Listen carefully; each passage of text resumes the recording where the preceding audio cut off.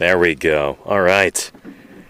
Well, hello everybody, and welcome back to Paleontologizing. It is our last day in the quarry here, excavating our new iguanodont species out here in eastern Utah. So I'm glad you're here today. This is going to be our last stream until next Monday. So, again, I'm glad you could make it. If you're here for the very first time, welcome, welcome. My name is Danny Anduza. I'm a dinosaur paleontologist. I'm out here in eastern Utah with the Utah Geological Survey, collecting dinosaur fossils, gathering data, you know, doing fossil science. Believe it or not, this is my full-time job. This is actually how I make my living, doing paleontological live streams here on Twitch. This is how I pay the bills. This is what I do. This is what funds my research and travel and field work and everything else. I got started here on Twitch trying to show people rather than just tell people what paleontology is all about. I've been very lucky to be able to make my living doing this. I think it's important to show the process of science and not just the end result. You know, you might see a headline, oh, new species of dinosaur discovered in such and such part of the world. This is what happens for the years before that discovery is announced, before the publication comes out, before that paper makes it into a scientific journal. Before there's any headlines, there's months, sometimes years of fieldwork like this, and that's certainly what's going on here. Iguanodont dinosaur, which should hopefully be published sometime in the next few years. See, there are hundreds of bones of this critter that have been excavated so far, and we're getting more. There's a tremendous amount of work that goes into that, and it's cool to be able to show you that process. So that's what I do during the summers. I've been digging dinosaurs since 2011, and this is my 5th year here in Doling's Bowl, this particular part of Utah, working with the Utah Geological Survey. This is a bit different from what my streams are like maybe 9 months out of the year when I'm back home in my office, going over new scientific papers and interviewing other paleontologists remotely and doing tons of Q&A with the chat and special events and stuff. But I feel incredibly lucky to be able to show you for at least 1 or 2, sometimes 3 months out of the year, how we actually excavate these fossils in the first place. Give you a peek into real field work. So we're going to be having more of that today. But yeah. And let's see. This is legit, baby. Absolutely. And hello, everybody. Z-Boy G. Who's that with the yellow username that's hard to read on the white background? Kanto Arcade. Hello. Charlie's Dragon. Thanks for everything you do. Welcome, Charlie's Dragon. Claire Burr. What's shaking with you? Good to see you. Dirt or Bust. Coakinesis is back. I'm glad you've returned. It's good to see you here right at the beginning of the stream. Lowlands Lounger, what's shaking? And everybody else who's watching right now, welcome to Paleontologizing. Yeah, it's not quite as hot as it's been before. It's maybe about 102 degrees in the shade right now. Funny, it doesn't feel that hot. I guess I've gotten used to it. But it is getting smokier and smokier. This is actually the worst it's been so far. The top of the Book Cliffs are invisible right now. Getting all this wildfire smoke as the day goes on. Ugh. That might end up cutting our stream a little bit short because, I don't know, I do a lot of yapping on these streams. And doing that and inhaling wildfire smoke is not great for me. But, well, I gotta do it for at least a while. Especially on our last day. So here's the quarry here. And, as it is our last day, we are working to get all of these bones out of the ground that are exposed and doing our best not to find any new bones. Because tomorrow we've got reserved for cleaning things up in the quarry, packing stuff away, and then getting ready to leave first thing on Friday. So I think we're doing a pretty good job of this so far. There have been some really important elements that we've gotten out, including this potential nasal right here. Where was it? Yeah, right here. Super important. Nice. Good stuff. So this is just from basically today right here. I think we took the rest of them back to camp yesterday. That was flipped over the yeah. And let's see, Z-Boy G says, will you be showing the cleaning process at all? Most likely no, because I won't be there in the laboratory. But we will do some fossil prep streams at some point. But if you're curious how this sort of thing works, you should probably follow Fossil Preparator, who's a fellow paleontologist here on Twitch, up in North Dakota. He's going to be starting some streams up again in September, and that's what he does full time. He's a fossil preparator by trade. So one of these people in the laboratory who cleans and preserves these fossils. And if you've got any questions, he's raring to answer them for you. So, yeah. Anywho. And Trick Tracks, I'm glad you enjoyed this. Yeah. I'm gonna head out. Alright, Harry, be safe. Oh, see you, Tegan. Thanks for being here. Nice to see you. Be safe. Yeah. So long. Good seeing you. Yeah. Maybe I'll see you on another one soon. Sounds good, yeah. Yeah. Over at Lori's site, perhaps? Yeah. Yeah, that'd be cool. Take care, Tegan. Funny pages. Yeah. I'm waiting. Why do old people have that smell? I'm not sure which one you're talking about. Tree Antichrist. You talking about mothballs or Werther's Originals or I don't know. Seeing the funny pages. Yeah. Grandfatherly thing. Just Yeah. Well, I feel like Bart Simpson would say that too, but Bart Simpson probably is a grandfather at this point. It's probably a great grandfather. It's not that old. He's only like What's that? 43. Yeah, he'd be 43. Yeah. Like I said, a great grandfather at this point. Well, no, if he was 10 years old in 1989. Oh, it was from 1989? Okay. So he'd be 47? Is that it? Yeah, Tracy Ullman show. Yeah. When was that? 1988 or 9, I think. Yeah. Yeah. No, I remember with Kelsey were Fleshman, which would have been Good to see you too. probably 89, and it was started the TV show it started. Right, yeah. I think that was the first season. of Simpsons were on. I think that was 89, yeah. Yeah. I think the Tracy Ullman Before shorts that, might have been he's on 88. Several years. Yeah. And just short pieces. Yep. Squiggle says Bart would be 46 or 47 depending on his birthday. And I feel like... So comfortably a grandparent, but not a great grandparent. Okay, fair. Well, actually.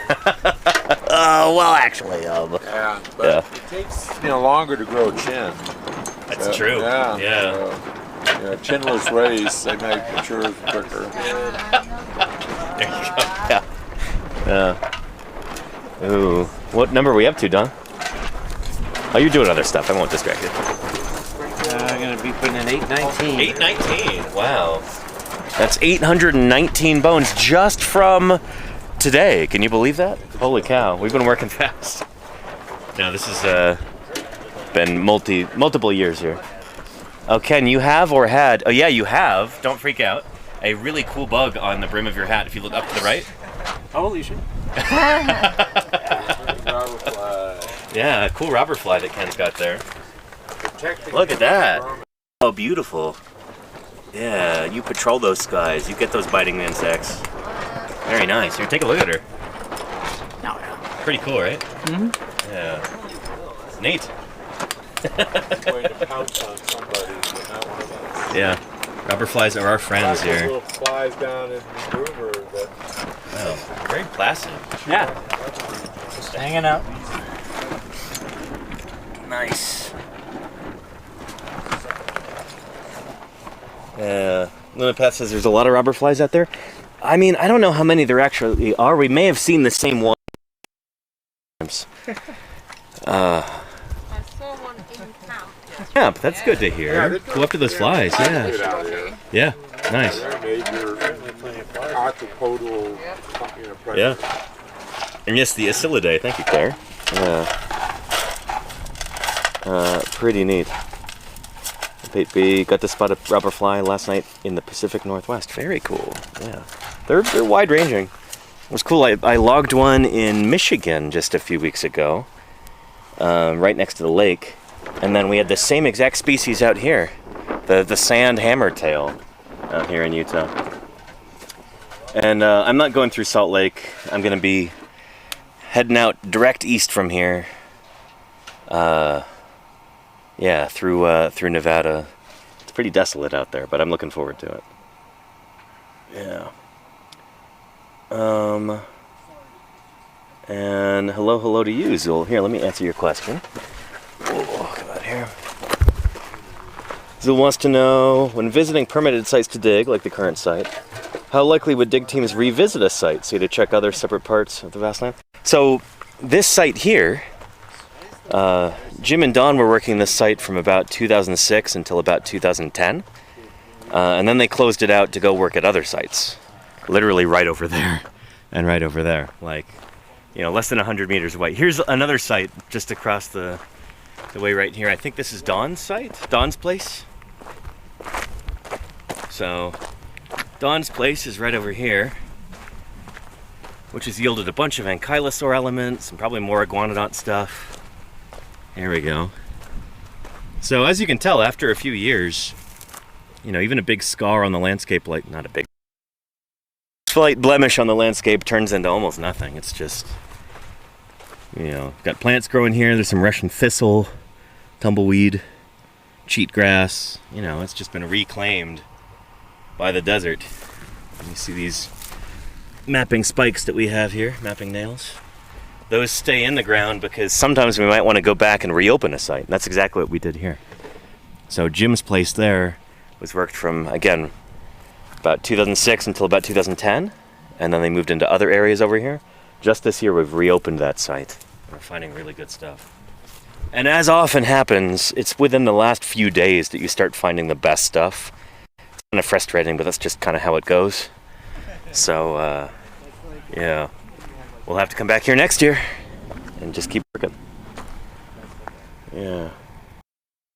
And it's not our last day in the Desert Quixotic Odyssey. We are going to be packing things up tomorrow.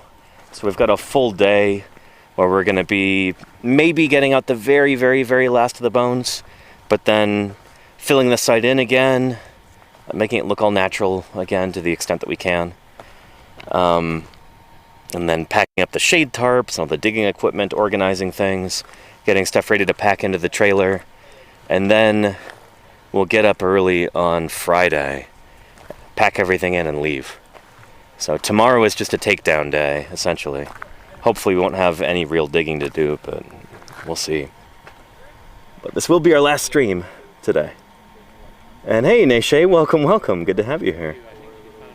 And hopefully the sun is gentle to you guys tomorrow. Not likely, Pate B, but I appreciate the well wishes there. And hello, Wolvulus. And Raptor says there a tracking device in the spike to help you find the site called a nail? No, we kind of do things the old-fashioned way because that's what works and what's affordable. So these have these metal tags on them, like this, where we write out the coordinates. So each one of them should have this. Some of them end up disappearing, but hopefully you have enough left in your grid that you can reestablish it if you have to go back. Yeah, it's decidedly low tech because, you know, we're out here literally in the middle of the desert. Really harsh conditions. It's blazing hot in the summer and freezing cold in the winter. Yeah. We don't have money to leave an Apple brand AirTag here or anything like that. And besides, why would you need that? We know where the site is on a map. Yeah. This is like, you know, this place feels like a second home to me. Here, every year now. Done this 5 years now. And, can find this site in, you know.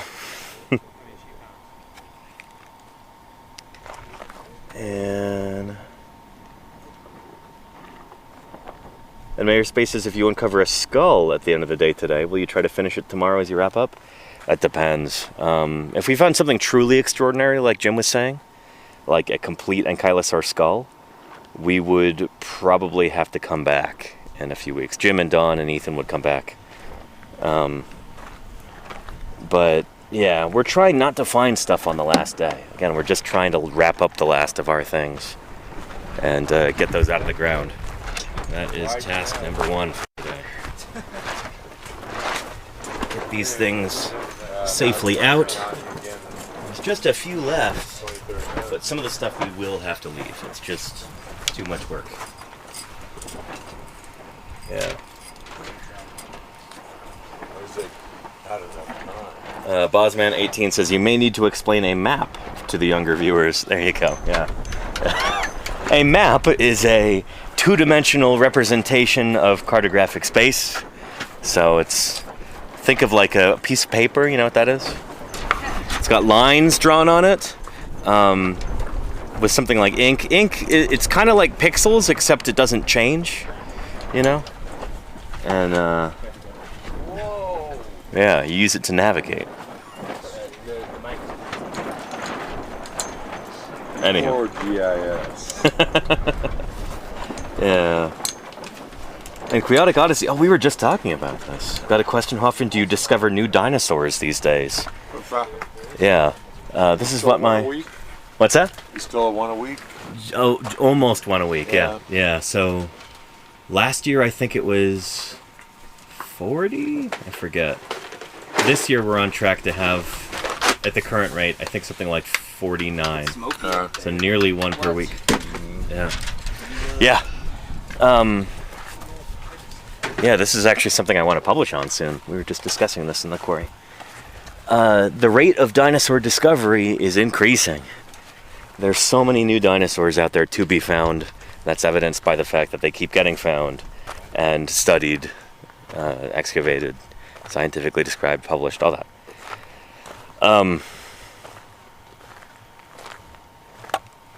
I'm really interested in that because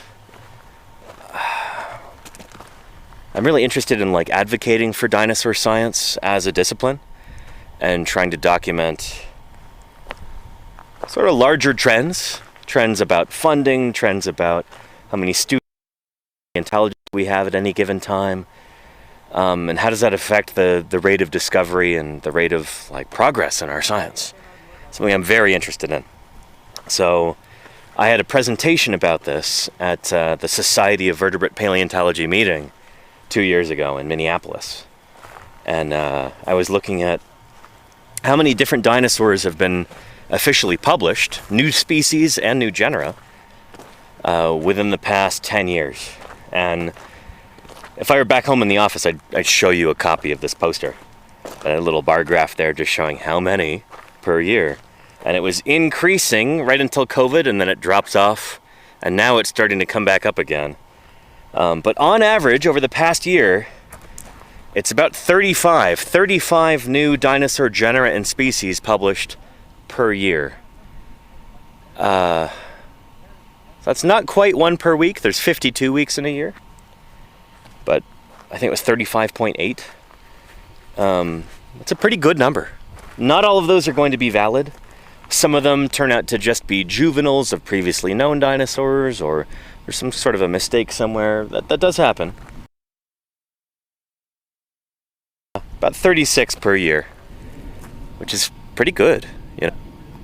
But I'm describing the rate of publication. That is where you actually have a firm date where you say, well, this particular species was published on this date that is set in stone. When something was discovered is a whole nother thing. It can be years, decades even, between the discovery of a new species of dinosaur, like when it's found in the ground, and then when it actually gets excavated, when it gets prepped in the laboratory, when it gets studied, photographed, submitted for publication. These things can take decades. So it's really difficult to nail down exactly when one was discovered. That is much less relevant to us than when it actually makes it into the scientific literature. When it's published as a new species, you know? That is the date that really matters, so that's the one that I track. So I hope that makes sense. But yeah, pretty good. 36 per year on average. And Chaotic Odyssey says, how the heck do you tell it's a different species without a full skeleton? Well, think about it this way. A full skeleton has got hundreds of bones in it. If you're missing a single one, say the very tip of the tail, or you're missing one of the finger bones or something, that's not a big deal, right?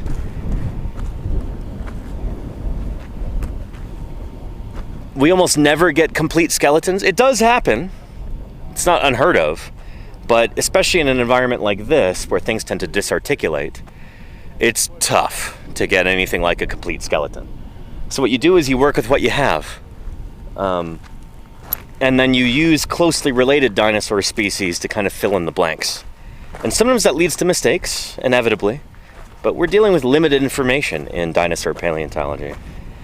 And we have to try and use what we've got to determine if something is a new species. Sometimes it's really easy. Like, you're digging in a geological formation that hasn't really been studied before. You have a new fauna, as we call it. A fauna is a community of animals. So, like, a good example would be the Yellowstone National Park fauna. You got bison, you got wolves, you got deer and elk and coyotes and ravens. You get different species of trout in the rivers and lakes. You get lots of different insects. That is a fauna. This is a community of animals that lives in the same time in the same place. That's a fauna. Sometimes you go and you discover an entirely new fauna of dinosaurs. You go to a new part of the world that hasn't been explored yet. Like, for instance, here in Doling's Bowl, we have a fauna that we're starting to fill out. We're starting to figure out all the different animals, dinosaurs, other kinds of reptiles like crocs and lizards and sphenodontians, maybe pterosaurs. These are all members of this fauna. If you find a brand new fauna, chances are almost every species is going to be new, especially if it's from a new time horizon that hasn't really been studied before. So in that case, you still have to demonstrate that the dinosaur that you have is different anatomically from every previously discovered dinosaur. But, you know, it's kind of an easy fight. Like, well, it's from a totally new fauna. We don't have dinosaurs from this age before. Of course it's going to be new. Here's why it looks different. But sometimes you've got the deck stacked against you. Sometimes you're working on a fauna that has been really well studied, and there might only be subtle differences between your new thing and a previously discovered dinosaur. So you might have to work extra hard to be able to differentiate them, make the case that it is something new. And sometimes people do that, and I don't necessarily buy it. Sometimes I think those differences are too subtle, and what they have is not really something new. And this is a common thing in dinosaur paleontology especially. Like, we get into arguments over whether something really is a new species. I think, well, you know, maybe it's just different because there's individual variation or there's ontogenetic variation. These animals change as they grow and mature. Maybe that's enough to explain why it looks different. So it's tricky. There's a lot of nuance there. And you've got to find clever ways of actually testing these ideas in science to demonstrate it. But it's the sort of thing that leads to a lot of controversy. These are exactly the things that we argue about. And as researchers, as dinosaur workers, these are the things we fight about, you know? Yeah. And, yeah. And Emily says, is everyone sad to be leaving? Kind of. I mean, I'm also looking forward to going home. It's been more than 3 weeks for me. Yeah, looking forward to seeing my loved ones again. But also I will be a little sad to leave the field. And like, when we're out here, these are our people, you know? Like, it's to hang out with your friends, with other people who are interested in the same things as you know, kindred spirits. For me, fieldwork is like, you know, social event of the year. That and when I go to conferences. But like, this is my field family, you know? Papa Jim and Uncle Don, and brother Ethan and Ken. This is, yeah, I'm definitely gonna miss these people when I go home.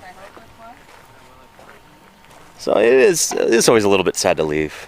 But there's another thing too, like when you're doing field work, it's pretty much, you would think like, oh, you're out here in the desert, in this windswept, desolate landscape. That's got to be pretty lonely, right? You don't really see anybody out here. You know, you're so isolated.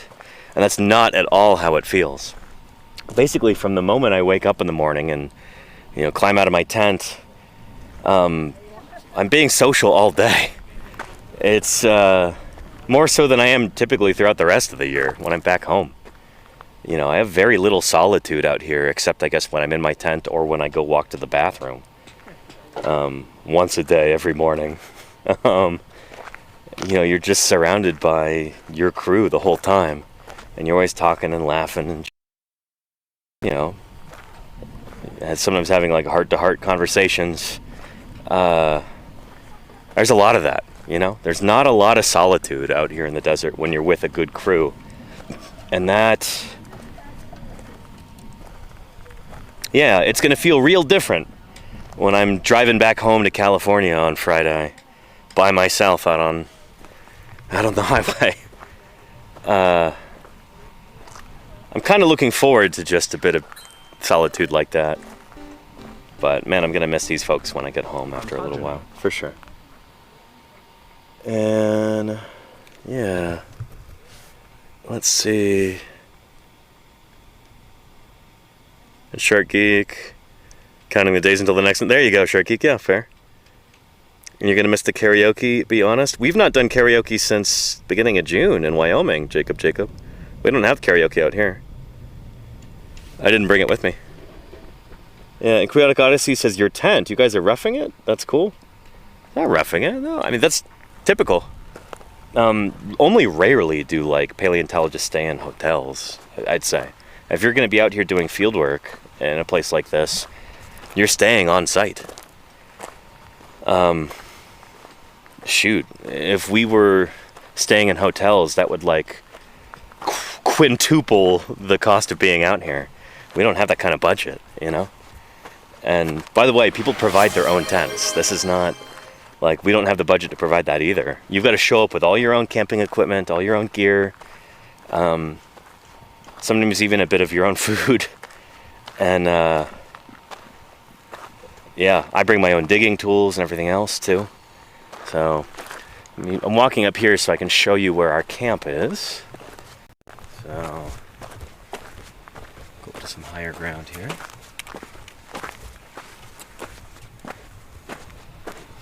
There we go. So right there with the big white tarps in the foreground, that is our site. With the little white, well, big white vehicle behind it.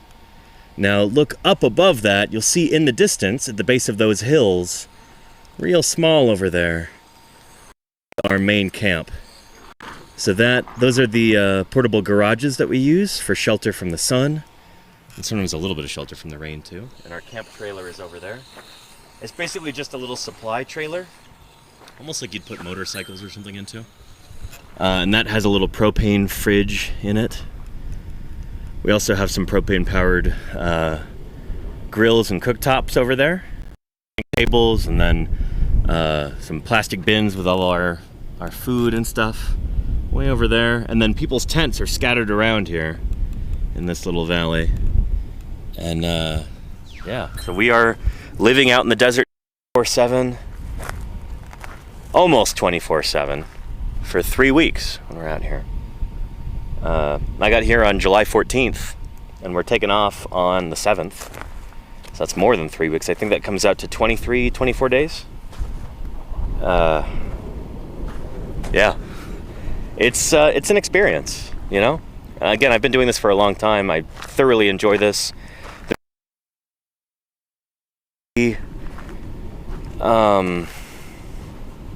Maybe about just living out in the wilderness for weeks on end.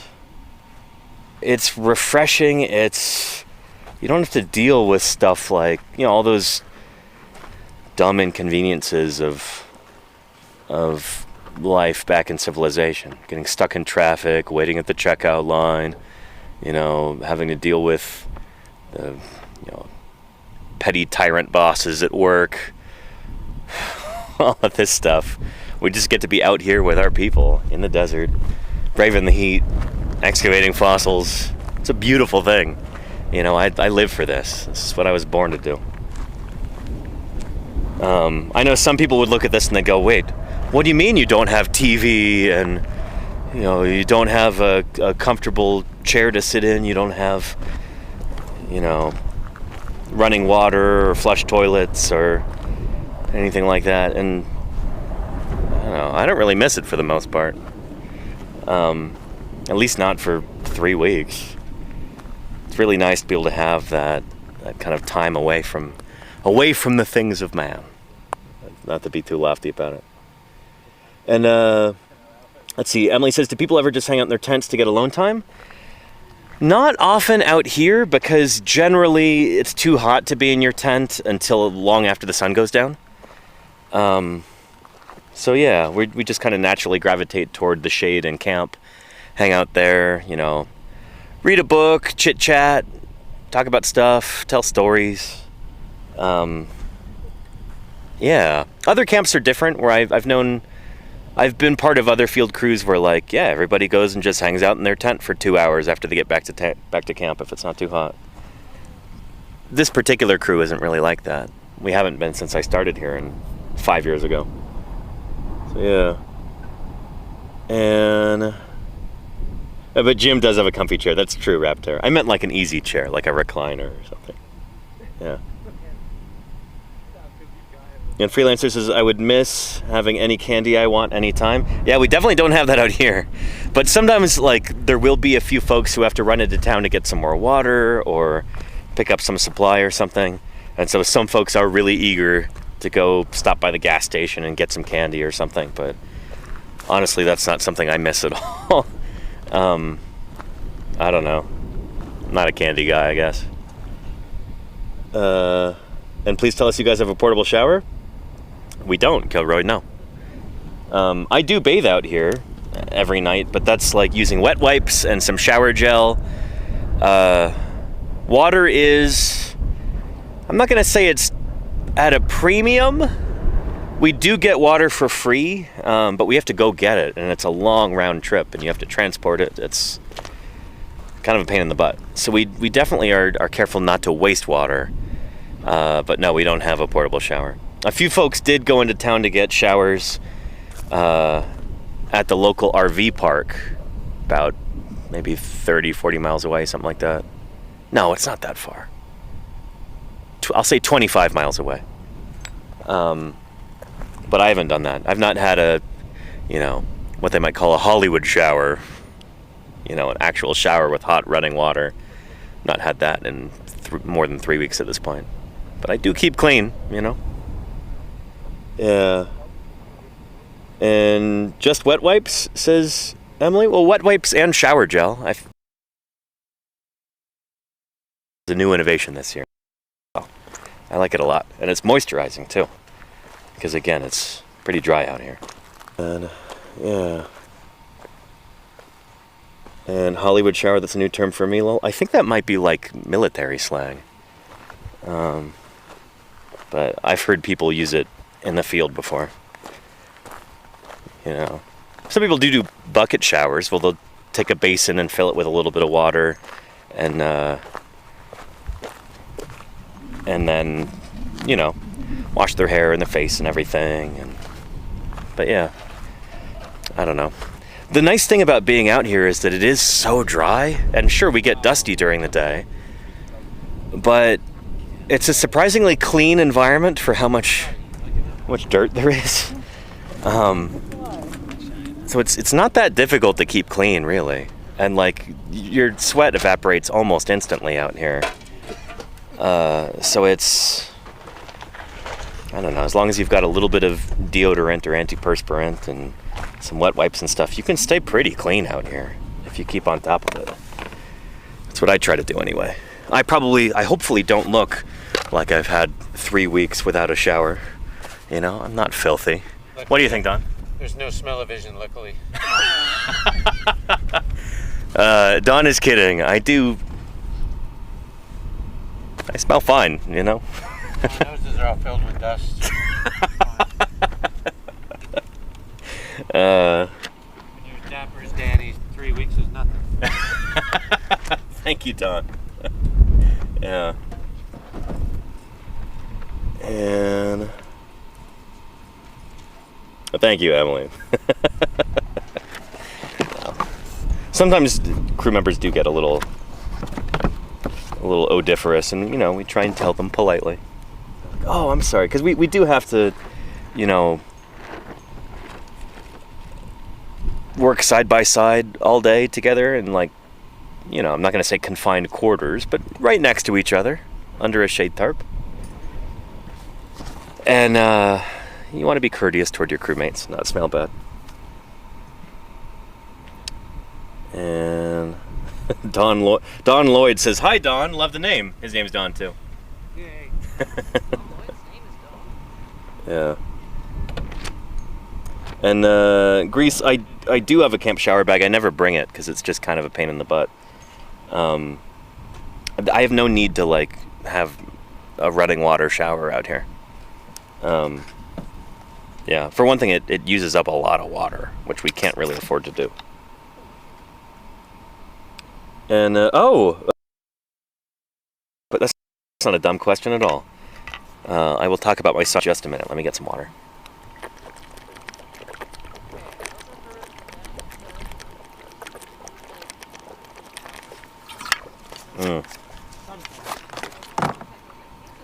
So, depending on where I am doing field work and what time of year it is, what the weather is like, I will wear different clothing in the field. I've done field work before where it's been kind of chilly, so I'll actually wear long pants.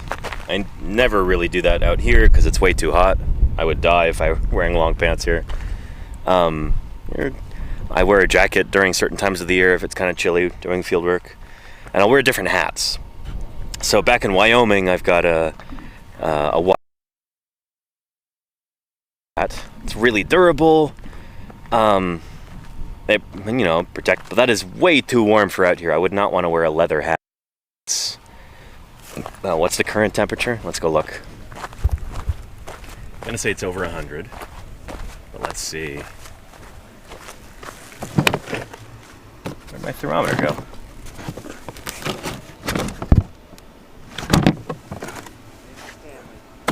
Where is that?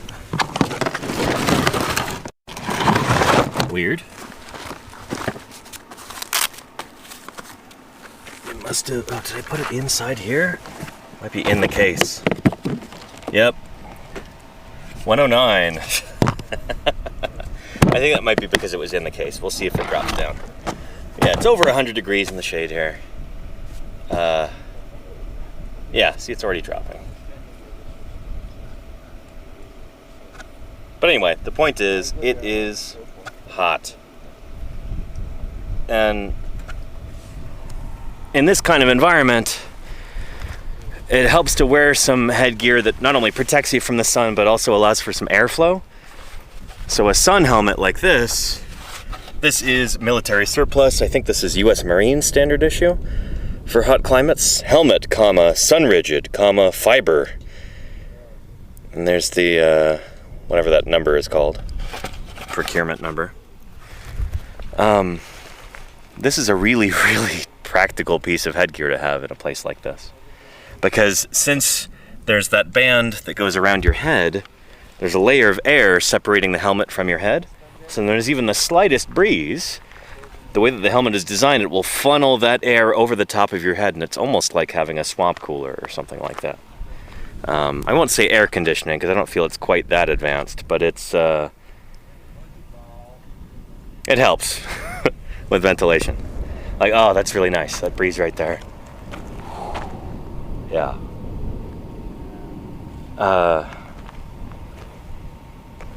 So I want to make it clear, this is not just for show.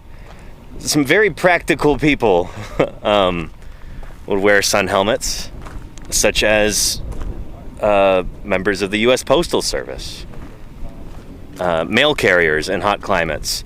This is like a standard issue thing for them. And Fisher actually has one that is USPS issue over there. I'm going to show that off. Same basic design as they use in the military. I think it's like the Marines and the Army and maybe Navy Seabees all use these in like non-combat situations. The Viet Cong, the North Vietnamese Army, they would use them in combat situations too.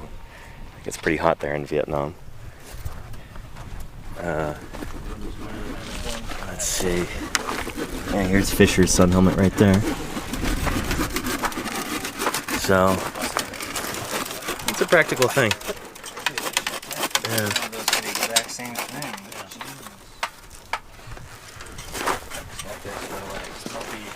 Ooh, Ethan's getting ready to jacket that bone there. Excellent. And you got some separator on it. The separator and this weird bone, and then we got a plan for the other bone. Good stuff. They're gonna be very tiny gypsona jackets. Only as much gypsum. And Cyant Streams, how are you doing? Welcome, welcome, Balance. Day. It's our last day here. Last full excavation day in the quarry. Hopefully we'll get everything done today, but we might have to do a little bit tomorrow. What do you think, Jim? Well, probably a little bit tomorrow, but it's like, how do we shut it down? Exactly, yeah. Caps on things and Uh-huh. you know, Yeah, I think so.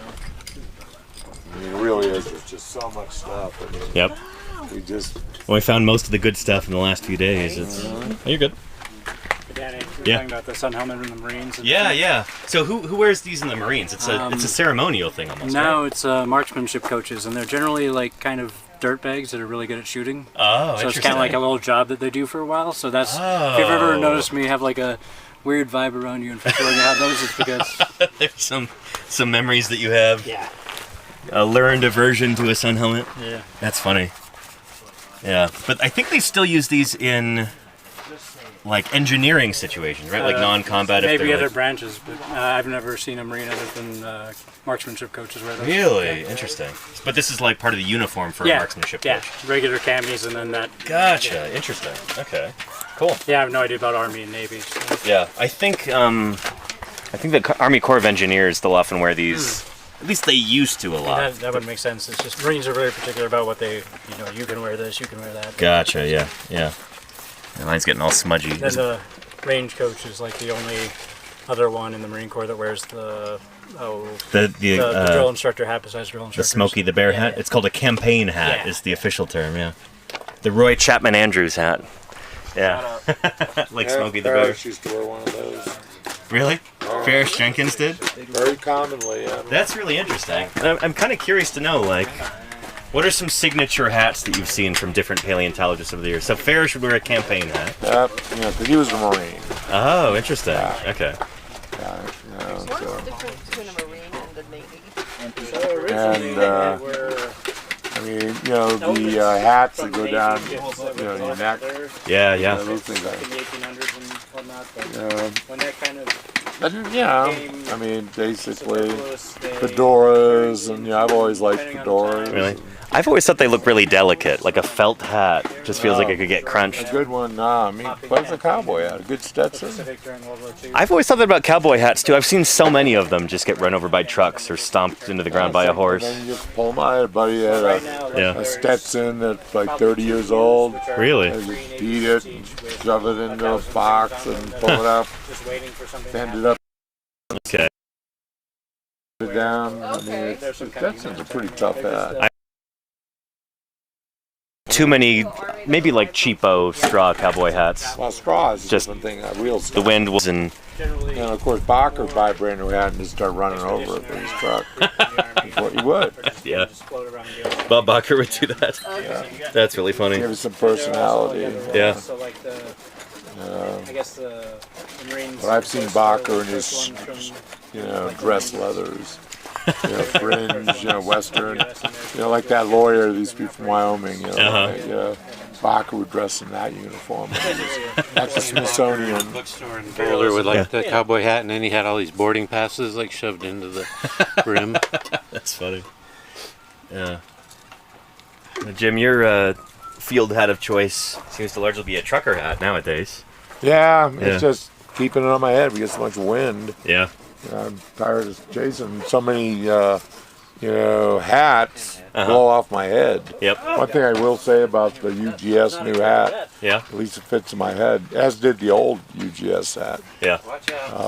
And you've got other hats and they're too shallow. Yep. And I got a melon for a knob. I'm sorry. Just, I get a hat that fits over my head. I do. I hate it when they're blowing off. Yeah. Gotta hold my hat on. Let's take a look at that logo. A DNR. Yeah, geological survey. That's cool. Yeah, They don't sell those in the bookstore, do they? no, it's something to get at. Yep. Yeah, I mean, Ethan's got his. Yep. Yeah. No, it's a good hat. At least they didn't cheap us out on. There you go. Hat. Yeah. They got a good hat. It's nice that you can actually wear it. Yeah. It's usable. Don, Don's hat. Yeah, there we go. These you can't get unless you become a journeyman in tarpology. Right. Which, The appropriate level of tarpological expertise. exactly, yeah. So we need to do there's like an intensive, like a test that we have to do at the beginning of every summer so we can make sure that we keep the hat and, all that. Oh, man. Not really. Yeah, we'll continuing education. Yeah. But I've got a tarpology If you've already hat. been certified, it's a much easier process. There you go, yeah. I've got tarpology tenure, so it's all good. Anywho, yeah. I think my hat's pretty sick.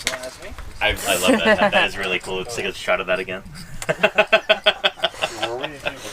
That reminds me. Here, let me find that. Well, I could just explain it to you, and it's almost as funny. Grace, there was a picture of somebody wearing that hat.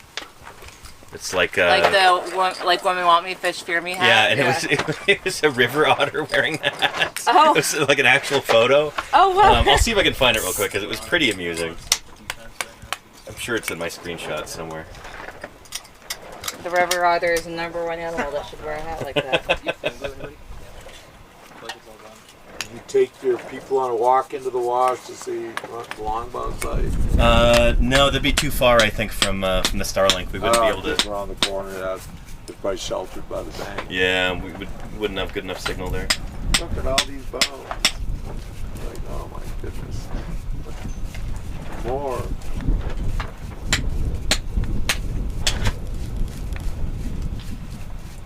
Where was that? Let's see. Woman needs a man like a fish needs a bicycle.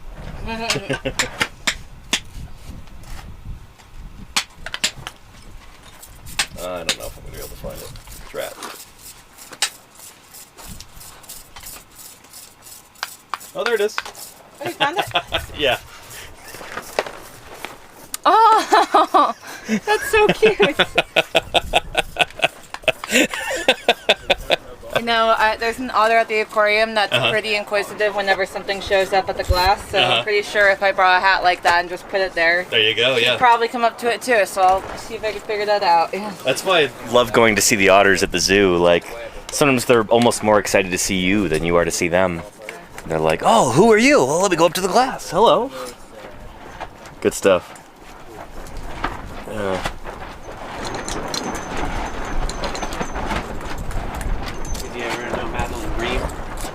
Madeline, she worked at... And it's Binjo says, "What have you found at this site?" Oh, So this yes, site actually. has been a multi-year thing. We've got a ton of bones of Yeah. a new species of iguanodont dinosaur here. So let me show you the specimen log. Yeah, well, I mean, I also saw her. This is gonna make it look like it's blank, but it's not. We've got 820 bones so far from this site. So this page is just for all the ones that we will get out today. We don't number them until we actually collect them. Yeah. And we've got a bunch more. Here's some already I mean, that job, in our protective plaster and burlap jackets. Like this. including like numerous PhDs. Wow. So her resume must have been quite impressive There we then. go. Yeah, I think she had a lot of experience in like collection management. And Telekinesis says, "Who's the guy sitting in the epic chair again?" That is Utah State paleontologist Jim Kirkland. So Jim discovered such dinosaurs as Utahraptor and Gastonia and scads of others. And then we have Utah State assistant paleontologist Don DeBlue over there too, who discovered Diabloceratops and a number of other dinosaurs. Yeah. Oh, wow. And Rushring says 820. How many are from this year? We've got about 100 so far from this year. So she gets north. I can give you a final tally toward the end of the stream. But we will have, I think, a disproportionate number today because we got to get everything out that we can today. You got to figure out something. So Yeah, if you cut back, that'd be even better. that right there, with the toilet paper on it, that's a layer of separator. A jacket will go over the top of that. We got to get that out today. to it. This is... Nick is going to get this out in the next couple minutes. That's definitely not going to stay till next year. Roll it over the top of that big. No, it will. It's fine. Really twist. Right over the top of the big. Sorry, Nick. I know you really wanted to get that out. As you're separating surface. Just answer your question. And another one over there, too. The big weird ilium type thing. Fisher just flipped this earlier. Let's take a look. Nice. So we got this out. So Fisher's going to bottom jacket that, and then we can collect it. That's going to be a really weird, interesting thing. So I'm glad we've got that. And, yeah. And Emily says, how many winter jackets will you need? Not too many, we hope. We're trying to minimize that. By the way, a winter jacket, everybody, is just one of these plaster jackets that we put on something over the winter. Jacket, the jaw. Nice. Also, Nick, if at some point you want to refill, I can take it back. Oh, okay. Yes. Here Ethan is applying some separator over the top of that bone. That'll keep the plaster from sticking to it, which is really important.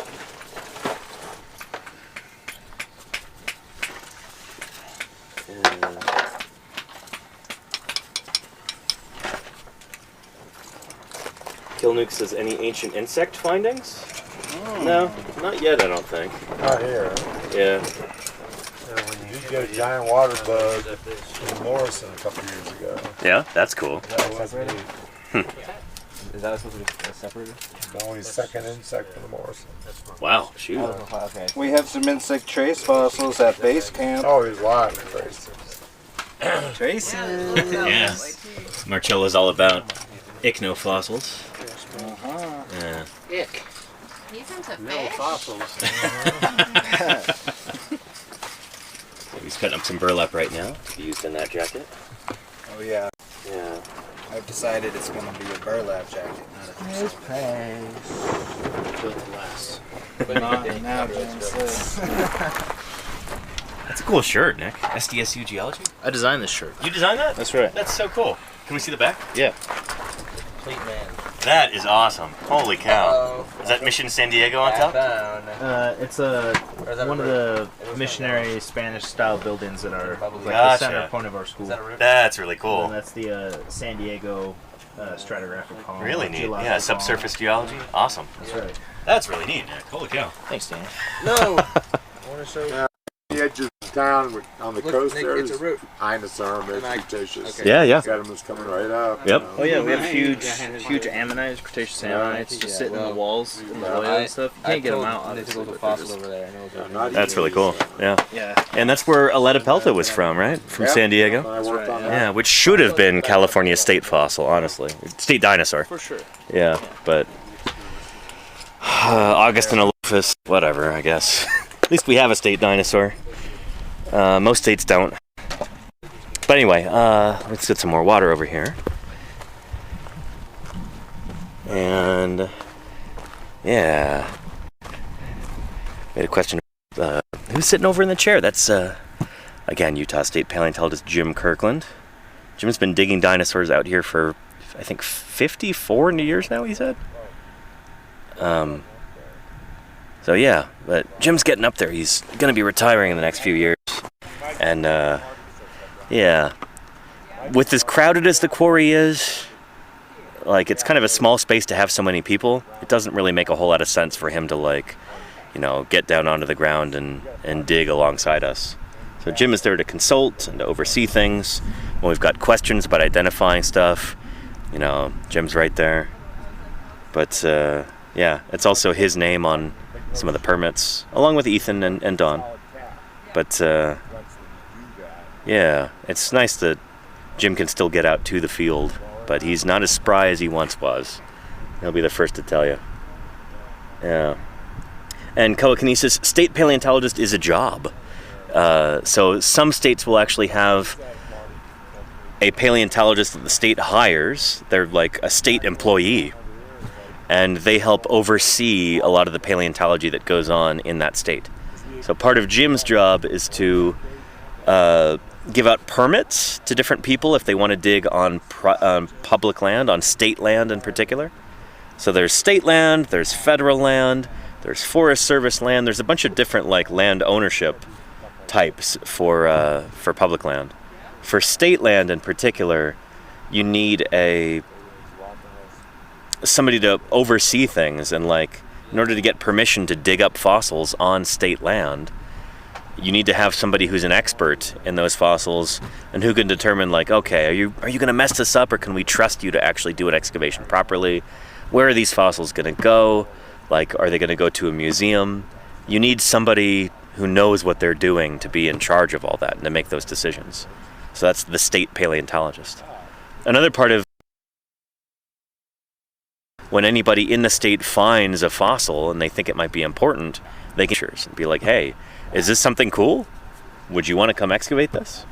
So that's a big part of Jim's job, is to answer emails that come in from across the state of Utah. To help preserve and promote the state's fossil heritage, if that makes sense. And who gets to deliver the finds to the museum? That'll be Jim and Don and Ethan tomorrow. The larger jackets might have to go in the back of the truck. But actually, no, everything should be in one of the enclosed vehicles, in one of the Ford Expeditions. So, yeah, I think Don will be driving the pickup truck with the trailer behind it. Jim and Ethan will be driving the Expedition, so it'll be in one of those. All the fossils. But yeah.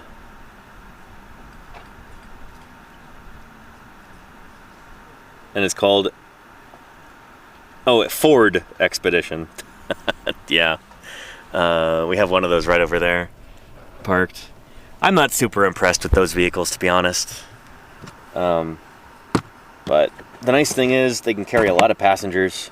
So if we ever do a little field trip where we want to take the whole crew out to Moab, or to go look at some of the local geology in this area, driving around on these dirt roads and paved canyon roads along the Colorado River and stuff, that works well for that. I think that can seat, 1, 2, 3, 4, 5, 6, 8. It can seat 8 people. But yeah. I'm also a Toyota guy, Raptor, yeah. That's what I drive. Let me get some more water here, and then, yeah. And that's interesting, cancel my funeral, yeah. It depends where you're at in the world. Where do I go to get these checked out? If you live in a state that has a state paleontologist, you can send them an email with some pictures. Make sure to put like a scale bar in the pictures, even if it's just like, a coin, something that's a standard size to give you a sense of scale.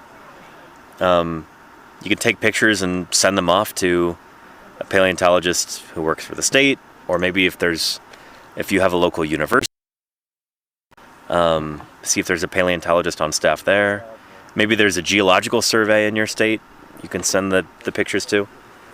And then sometimes there will be local institutions will have like what we used to call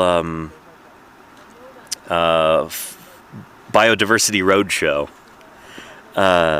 We used to do this at Berkeley during the open house Cal Day, where we'd have a little table set up and people bring us stuff. They're like, here's a bone I found, here's something that's been in my family for a long time, I think it might be a jawbone. Or like, here's this weird shell, I don't know what it is. Here's a plant, I have no idea what species it might be. They'll bring us this stuff and we'll look at it and try and come up with an answer. It's like Antiques Roadshow, but Biodiversity Roadshow. Sometimes like local museums will have events like that you could look into. But yeah. And there you go, Emily, yeah. The most exciting moment for a scientist isn't seeing a theory confirmed, but seeing something saying, well, that's weird. Yeah, those moments where you go, what's that? That's strange. Huh?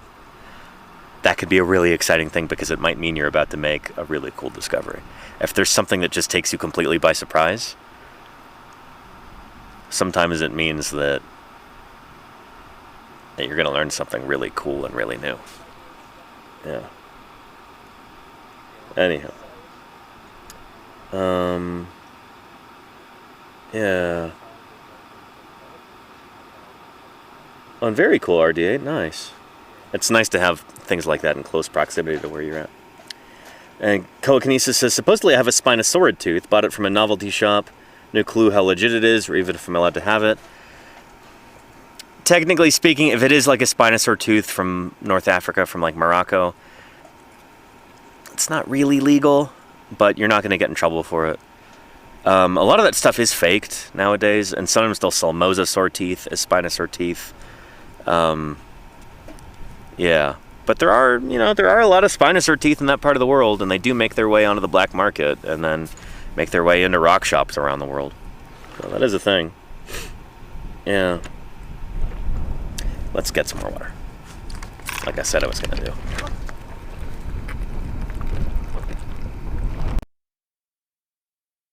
Hmm. 104 in the shade, or in the mostly shade. That's not 100% shade tarp. Yeah. Here, I'm going to get out the other water bottle. The one that hopefully still has some ice in it. Cross your fingers for icy goodness. Oh, I don't hear ice. Uh-oh.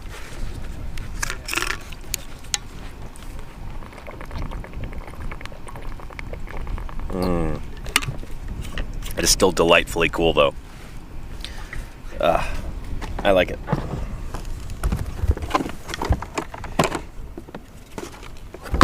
Yeah.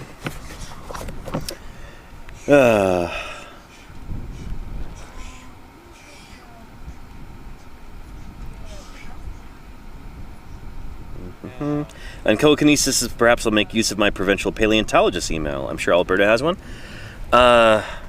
You've got a lot of paleontologists in Alberta. Yeah, you're really lucky there. But they're not going to want like a single Spinosaur tooth. That's the thing, is that when a fossil has been excavated, if you don't have good notes with it, if you don't have a GPS coordinate, if you don't have stratigraphic horizon, it's essentially worthless. If you take something out of the ground and you don't carefully document all the data that goes with it, it might as well be a paperweight, you know? So it's not like that one Spinosaur tooth is going to be scientifically important in any way. It's essentially become like a novelty item once it gets ripped out of the ground and sold. Again, that's why we take really careful data on all of our fossils here. That's what separates, you know, a legitimate paleontological dig, a scientific excavation like this, from a lot of like commercial operations where they're just digging these things up as like trophies or souvenirs. We're doing this for science. So like Round Valley, so it wasn't too deep most of the time. But yeah, I definitely don't have to do it. So here's a quarry map. This is one of the ways that we take data here. So, oh boy, I've always hated this flagging tape thing. This is annoying. But anyway, detailed maps on where these fossils are from in the quarry, which horizons they're from, all of that. So this is pretty granular data. This is the sort of thing where when you've got a bone bed like this, it's really important to document where each of the fossils actually comes from, how they're arranged. That can potentially help you in the future if you see a pattern, if you like know the direction of flow in a waterway. That can give you a clue where to look for stuff in the future if you come back. You know, important stuff, but yeah. Nice, James. Can we take a look at that real quick? Just looking at some of these. Which one did you just map? That little dot right there. Nice. I'm trying to find, it's kind of in the way of that. I'm trying to find the paper with all this stuff on it. I don't know where it is. We've got another one over here, the specimen log? Yeah. Yeah. There we go. Got a blank sheet now. Yes, nice. Yeah. Blank canvas. Okay. Yeah. So that's all the granular stuff. That's all done here in the quarry. But what's even more important than that is the large-scale data. So, oh, hey, butterfly friend. Cool. the horizon at which these fossils are found is really, really important. So on another day I could show you, maybe like at Laurie's site, if I go back in late September, show you what case. But if you look up at those hills in the distance, those cliffs that surround the valley, this little bowl-shaped valley that we have here with those cliffs on the edge, there's different layers of rock in there, and those represent time. How much time? Like, how long did it take for those rocks to be deposited? That's what we want to figure out. The context for these fossils is extremely important, because we know that we're working in the early Cretaceous period. What Jim and co have been able to figure out is that this is the, as far as we know, the earliest Cretaceous. So you'd be hard-pressed to find good rocks containing, dinosaur body fossils that are older than this in the Cretaceous. So you have to be able to place this site in its proper context. Here on the valley floor, it's kind of difficult to know exactly where you are in the rock layers. So what you try and do is find, recognizable stuff in these rocks here in the quarry, and you try and match it up to where all the rocks are stacked up along the rim of the valley. We call this doing stratigraphy. So the rock strata, different layers of rock, build up over time, and usually the older ones are at the bottom, the younger ones are at the top. Makes intuitive sense, right? But taking a section is what we call that for stratigraphy. So there's a section of rocks, you're trying to figure out where exactly in time you are. And then you try and correlate that across different basins. So say you find something here like a really telltale set of, sandstone. Really massive sandstone. Clearly there's a big river flowing through. We might see that here. In fact, you can see those big thick sandstones there near the top of the valley rim. You might be able to find that same sandstone in the next valley over, and the next valley over from that. So it's a consistent marker bed. So use these things to kind of tell time across different regions. Like we're dealing with the same layer of rock here and there and there. Sometimes you get layers of rock that disappear as you go east or west, or north or south. Sometimes new layers show up in certain areas, but these are all like the vagaries of deposition.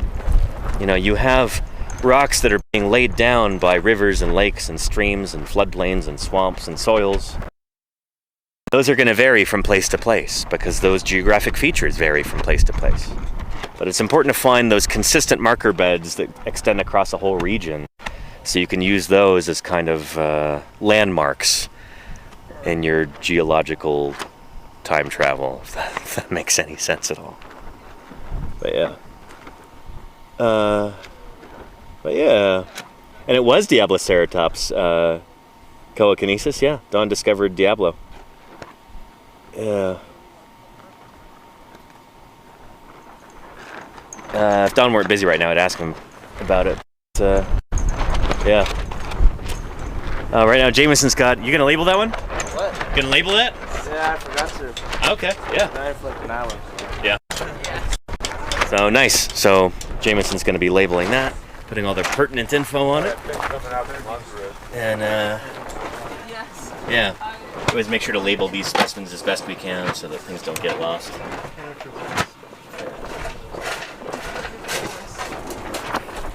And Twitcher 2012, howdy. Your question, I can roll into Eddie and Deed's question too. I'll answer both of your questions at the same time. The way that we discover sites like this is by what we call prospecting.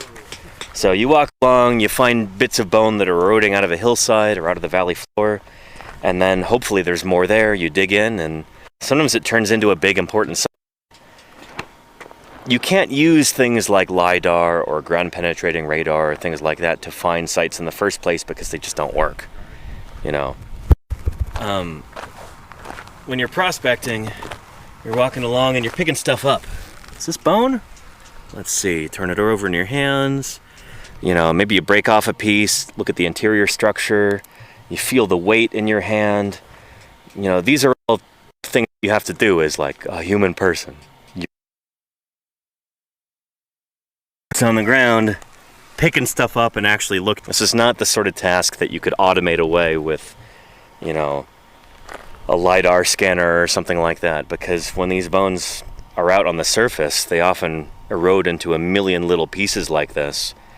You have to be able to pick those up. You look at the texture. This is not a bone here, but I bet you I could find you one if I walk around long enough. There's some fossil wood over here that I saw earlier. But anyway, it's the sort of thing that requires experience, practice, and you know, there's a lot of nuance to it. Not the sort of thing that computers are good at.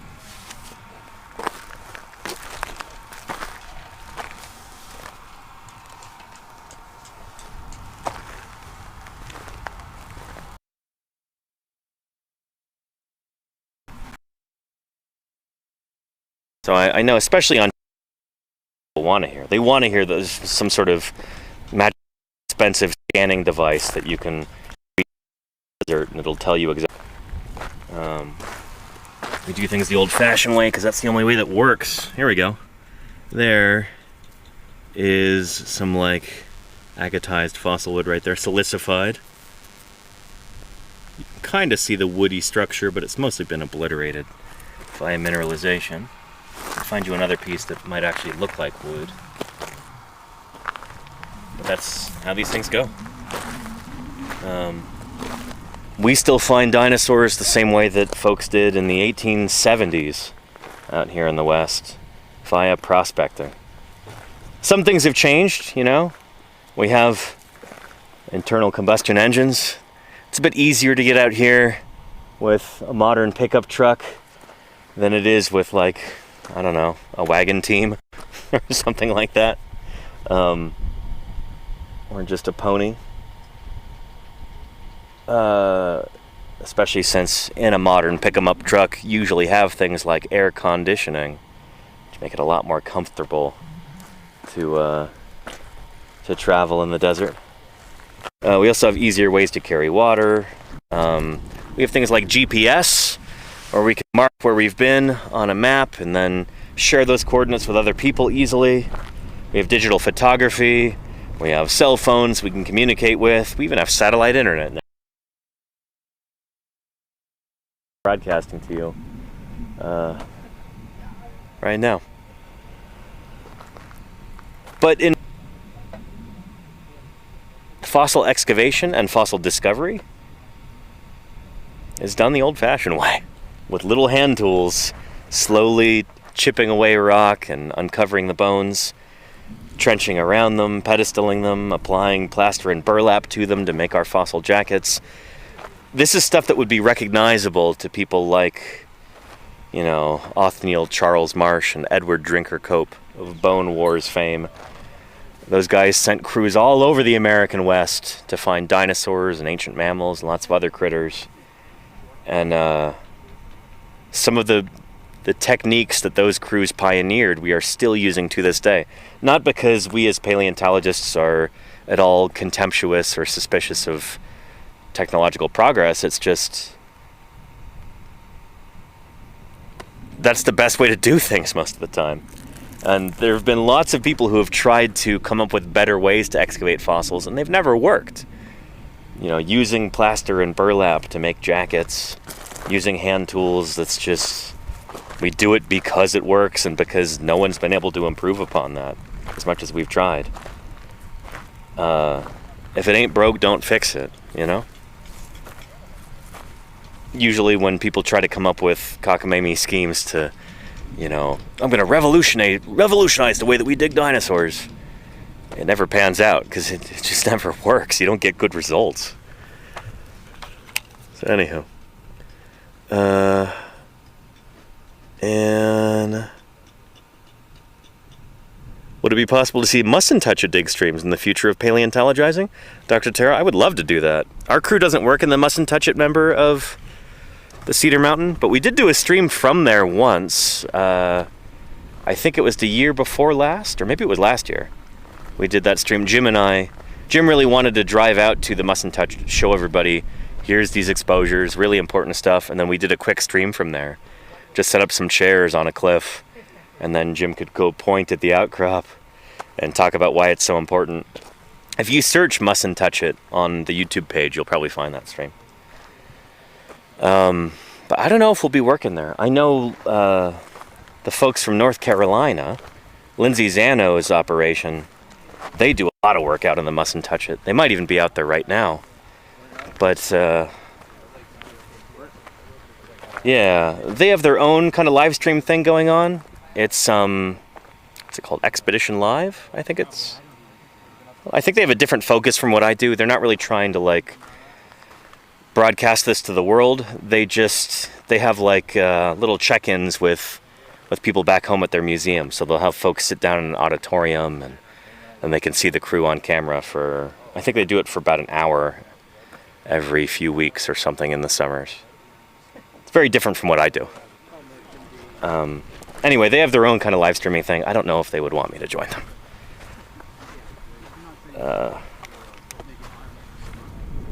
And a mono-wheel steel stretcher. There you go, Mayor Space, yeah. Yeah. Anyway, we'll go ask Jim about who's working in the Mustn't Touch It and why it's called that, because I know people get hung up on that name. There we go. So what's the deal? I had some questions about the Mustn't Touch It. Okay. Why is it called that, and who's working there now? Well, it's called that because of Mustn't Touch It wash. Yeah, Yeah.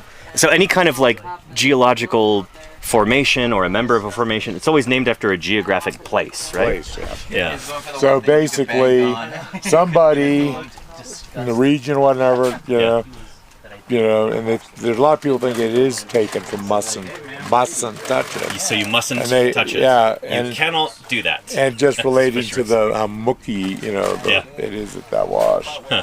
But Could it have something to do with like bad water in that area or something? I don't think the water is particularly bad. It's, Oh, okay, interesting. very muddy. Yeah. Swelling clays, you want to borrow a vehicle, drive into the mustn't touch it, Yeah. it's wet. I mean, it's as bad as brushy. Did you name it, by the way? Mustn't touch I named the member. Yeah. I did name the member. So, But, in order to like, area. when we've got a new layer of rocks, you got to come up with a name for it, and you have to come up with a name that's named after a place. So, like, is there a local place name that you can name this age of rocks for? Yeah, along the book Cliffs, Yeah. you know, recently we published a paper, you know, upgrading it from a formation to a group. And we've named a lot of beds and members and things. And we've been having a hard time because there's not that many places named. Right. That's really funny. It's like, you know, people have been using names for like these old, you know, long gone little rail stations, grassy desert. Yeah. None of them are there anymore. Uh-huh. So if you look at the beach interfingering sequence, Yeah. all the tongues have a different name, almost every one of them, after one of these little train stops. That's funny, yeah. They're all gone. Yeah. Like, So, so where is grassy, you know? yeah. Search, figure out where the area is and go, that's like those outcrops. That's funny. So, to give some other examples of place names, the Morrison Formation is named after Morrison, Colorado, which is a town there. The Hell Creek Formation is named after a place called Hell Creek in Montana.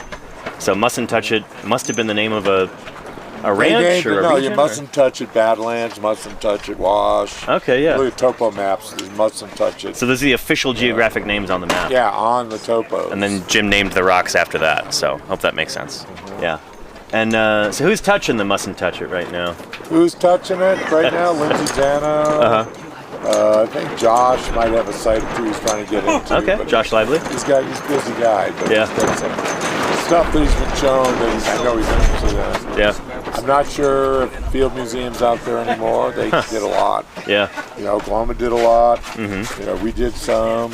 Prehistoric Museum historically did a lot there. We just haven't been working there much, you know, the last few years. Yeah. But you know, there's over 100 taxa, you know, there. You know, 22 genera and species, 22 kinds of mammals. 22 mammal species. Yep. Bonkers. I mean, it's a very diverse ecosystem. Yeah. It's one of the most diverse ecosystems known in the Mesozoic of North America. Because you have microsites, you get skeletal sites, you have plant sites. Yeah. I mean, it's remarkable, and there's You know, that's why I want to mustn't touch it unit of dawn of the Right. Cretaceous. Yeah, yeah. Yeah, because it really deserves it. It's incredibly rich. I've got another question from Andrew Memorex. Have any fossils been found near the Grand Canyon? Unfortunately, Yes. no. Well, but no, but yeah, I'm no, totally kidding. Yeah, it's like, what? It's an area that's famous for its fossils. Yeah. But the fossils in the Grand Canyon are older. Yeah. You know, the first dinosaurs occur, you know, if you stack the strata that's been eroded away from the sides. Yeah. You know, say, first dinosaurs 400 or 500 feet above the canyon rim. Then you might see a dinosaur. Gotcha. It's Lower Chinle. So the fossils. And it's then. stripped Yeah. off Yeah. in the Permian, in the Paleozoic. Yep. You know, the great dying, and it's stripped back. But I did a lot of work to the east. You know, you follow that stripped back level into what we call the Black Mesa Basin. Yeah. And the Ward Terrace there is some of the best Triassic, early Jurassic in the world. You know, comparable to anything. And, but it's all on tribal lands. Right. So, you know, if you're going to work there, you have to work with Navajo and Hopi tribes. Because it's their lands. Right. They issue the permits. Cool. Yeah. How old is the Grand Canyon? As a canyon or the rocks? As a canyon. As a canyon, I think it's fairly recent. Only Oh, like yeah. years old, something like that. No, it goes a bit older than that, but Yeah. you know, one of the things you go like Marvel, the river cutting Yeah. was flowing the other way, like San San. Oh, Juan. weird. Yeah. Okay. River capture event Uh-huh. at some point, and all of a sudden start draining, you know, In the other direction. That's funny. So you're looking at those canyons and you see all these side canyons coming at an angle pointing toward Utah. Yeah. And it's like, but the river's going this way. Uh-huh. Yeah. So it's obviously part of it's a river capture. Yeah. Probably the down cutting, because it cut through miles of stuff before it got to the Sure. harder rocks. It's Yeah, yeah. Recently, the beginnings of the Grand Canyon history are probably Miocene. Uh-huh. When the Miocene uplift the whole Colorado Plateau. Gotcha. Yeah. But, you know, the cutting, you know, a few million years for the last part. When it hit the inner gorge, it really slowed down. Yeah. Gotcha. Yeah. And then we had another question about, what was it? Oh, shoot. Where did that go? Oh, did you have any interactions with Jim Jensen? Did you ever get to interact with... I met with Jim Jensen once. Yeah. And well, we should explain. Dinosaur Jim Jensen was a famous figure in the history of dinosaur paleontology here in Utah. In the Utah region. Yeah. He, you know, worked as a technician in Princeton for a long time. And then came back, you know, out here and became a technician at Brigham Young University. He making thin sections and stuff. Yeah. But he started digging dinosaurs kind of on his own and bringing them back to BYU. And he printed up business cards. He said, BYU, Geologic Museum. Yeah. Didn't exist. He just started having business cards. I love made that. him as the curator. Yeah. And, you know, nowadays you'd probably be fired. But his wife was like the secretary of the president of BYU at the time. Oh, So interesting. he got away with it, and they built up this vast collection of mostly Colorado stuff. Right, yeah. But he does. I'm naming a dinosaur for him right now. Yeah. And it's the first dinosaur dug up in Cedar Mountain Nice. in 1965. Yeah, yeah. Cool. So you met him one time? One time. I got a group picture that I've shared, you know, Yeah. the joint WAVP UPOP meeting in Vernal, and you basically have, in that picture, all three state paleontologists. You know, you've got every institution, their major dinosaur people there. Jensen's there. I mean, it's like, you know, it's like one of these historic pictures. It's like, Right, it's like, wow. yeah, when I shoot. got a hold of this, These people it was met like, each other? Yeah. Holy cow, folks! you Yeah. know. And that thing could have vanished. Only picture with Jensen with everybody, you know, because he had kind of been pushed out of BYU by subsequent administrations. Yeah, yeah. And, you know, he was basically, in the last years of his life, famous as an Alaskan artist, Really? painting landscapes, Alaskan landscapes, and selling deal of money. That's where he was living.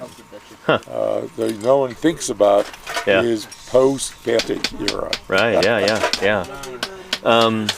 Raptor says, I believe Jensen dug up the first Utah raptor fossils in the 70s. Is that true? No, well, the first stuff was probably Lynn Ottinger. Gotcha. You know, he showed him those sites, discovered that site. The proprietor of the Moab Rock Shop in Moab, Utah. And when I was, exploring, looking for more sites, when we found the first Utah raptor we identified as like a giant dromaeosaur. Right, yeah. I went to BYU and they had a drawer with some vertebra and some smaller claws. They weren't as big as what we had. Yeah. And I realized that's probably Utah raptor. So they were probably digging up the same animal. They're listed. They're all listed as theropod indeterminate. Gotcha. Yeah. But those were excavated at Dalton Wells before. Yeah. We got our stuff, but then the Ottinger still has a cast of, in his mind, the first Utah raptor bone that he found. Right. Yeah. Before he turned the site over to BYU. So when we say that you discovered Utah raptor, we're saying you kind of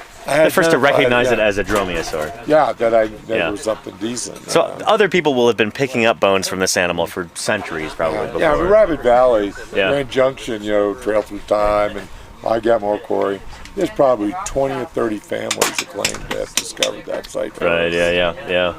And it's like, you can discover something, but if you don't publish it and do something with it, there you go. It doesn't count. Yeah. I mean, the Native Americans discovered all this stuff before us. Sure. Yeah. And we just don't have record of it. Yeah. So it's like, okay, dinosaurs on the Colorado Plateau were discovered by the Fremont people, and we just haven't recognized the Barrier Canyon discoveries yet. From 2,000 years ago. Yeah. But they were finding this stuff before us. Yeah. You can't say no. And it's one of the richest places in the world. I mean, come on. Yeah.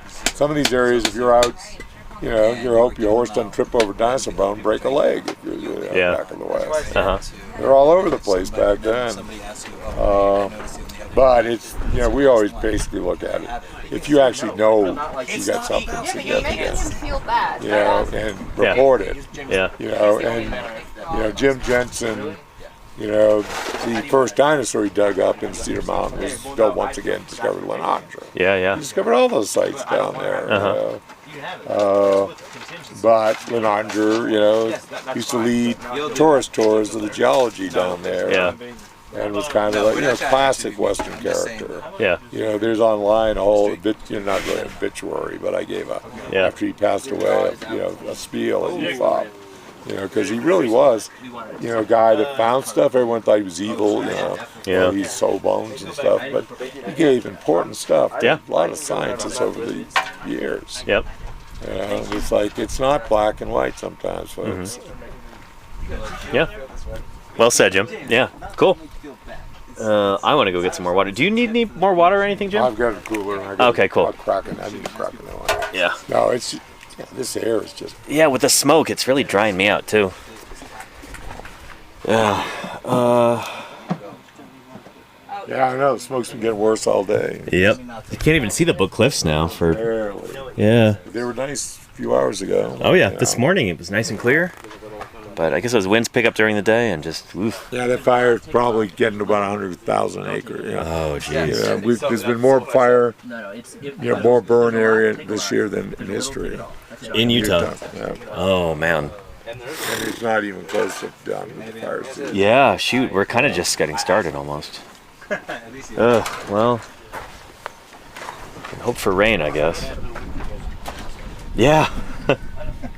Anywho. Let me go get some more water, too. It's a good idea, Don.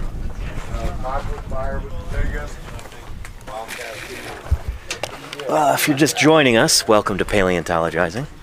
It's good to have you here. My name is Danny Anduza. I'm a dinosaur paleontologist out here in Utah with the Utah Geological Survey. It's our last day, last full excavation day here in the quarry. Starting tomorrow, we've got to start getting packed up. And we're going to leave first thing Friday. Today's Wednesday, for reference. We've got some fossils we got to try to get out of the ground as quickly as possible today. So we're not leaving too much over the winter. And hopefully, with any luck, we'll be back next year. If we can get funding for that. So yeah.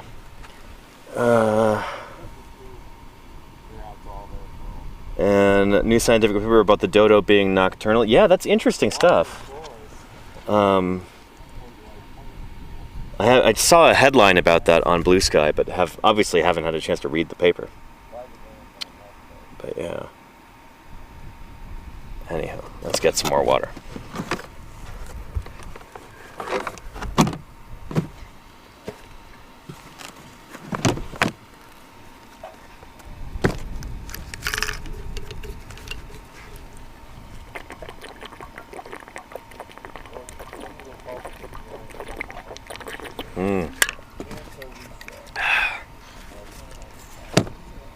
There we go.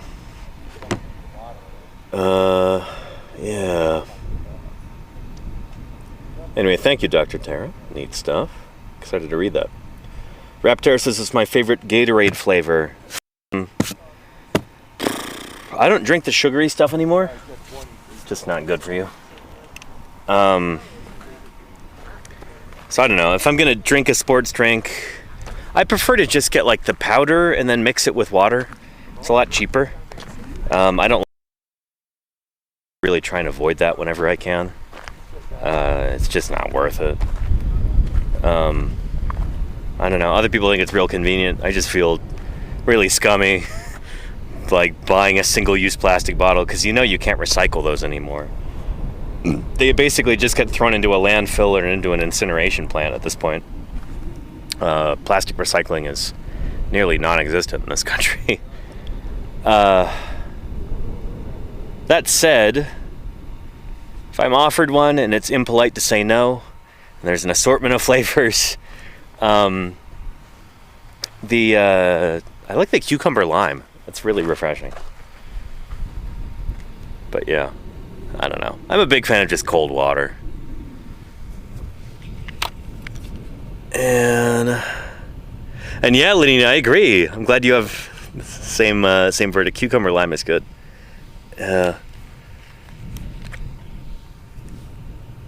Let's see. And Akira Eclipse says, do paleontologists give any legitimacy to the concept of punctuated equilibrium? Yeah, to varying extents. I feel like the role of punctuated equilibrium, the importance of that concept is kind of overplayed. Other people would strongly disagree. They're like, no, that's absolutely how evolution works.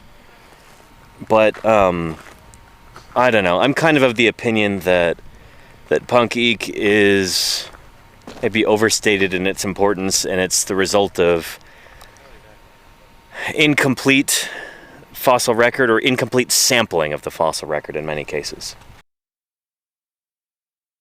We're going to get into a whole punk-eek thing. Oh, shoot. Punctuated equilibrium is this idea that evolution often happens in kind of short spurts, that you can have long periods of stasis where a species is not really changing very much, and then you'll have some sort of an event that occurs to trigger rapid evolution. It's not really a new idea. Eldridge and Gould, two invertebrate paleontologists back in the 80s, they really popularized this idea that punctuated equilibrium. But wasn't really a new idea then. George Gaylord Simpson was talking about this in the 1940s, like 40 years earlier. And he called it, I think he called it quantum evolution, which is maybe not as good a term. And there's definitely some validity to it. Like when you get, Jim was talking about this the other day. Say you've got a population of, what kind of critter do we want to pick here? Let's say turkey vultures. It's a bunch of turkey vultures that live in a region, and for a while they're doing really well, you know? There's lots of rainfall, there's lots of critters running around, you know, rabbits and deer and pronghorn and elk that are all living and dying, and there's just plenty of carcasses for these turkey vultures to eat all over the place. And so you can get more kind of variation that occurs in the population, you know? Not everybody has to be super hardcore to survive. You know, you can get some that, like, maybe they're not as good at flying, you know, maybe they don't have as good a sense of smell or whatever, but they could still make a living because, hey, there's lots of food to go around. But then, say you get a big drought that occurs, and suddenly there's far fewer critters around, which means there's far fewer carcasses for the turkey vultures to eat. And so they have to fly further and further in order to be able to find a meal. They have to have an even more acute sense of smell. And a bunch of those turkey vultures are not going to make it, you know? Either they're not going to make it, or they're just going to have fewer offspring because there's fewer resources around and you can't have as many babies. You can't feed them. You know, you can't spare the resources to be able to lay a bunch of eggs and stuff over multiple seasons. So the population starts to shrink, and you get a constriction there in the population. And suddenly there's a situation where, you know, only the ones who are fittest, you know, like best suited to their environment, the ones who can fly the furthest and smell carrion the longest distance away and all of that, they will be the only ones to survive.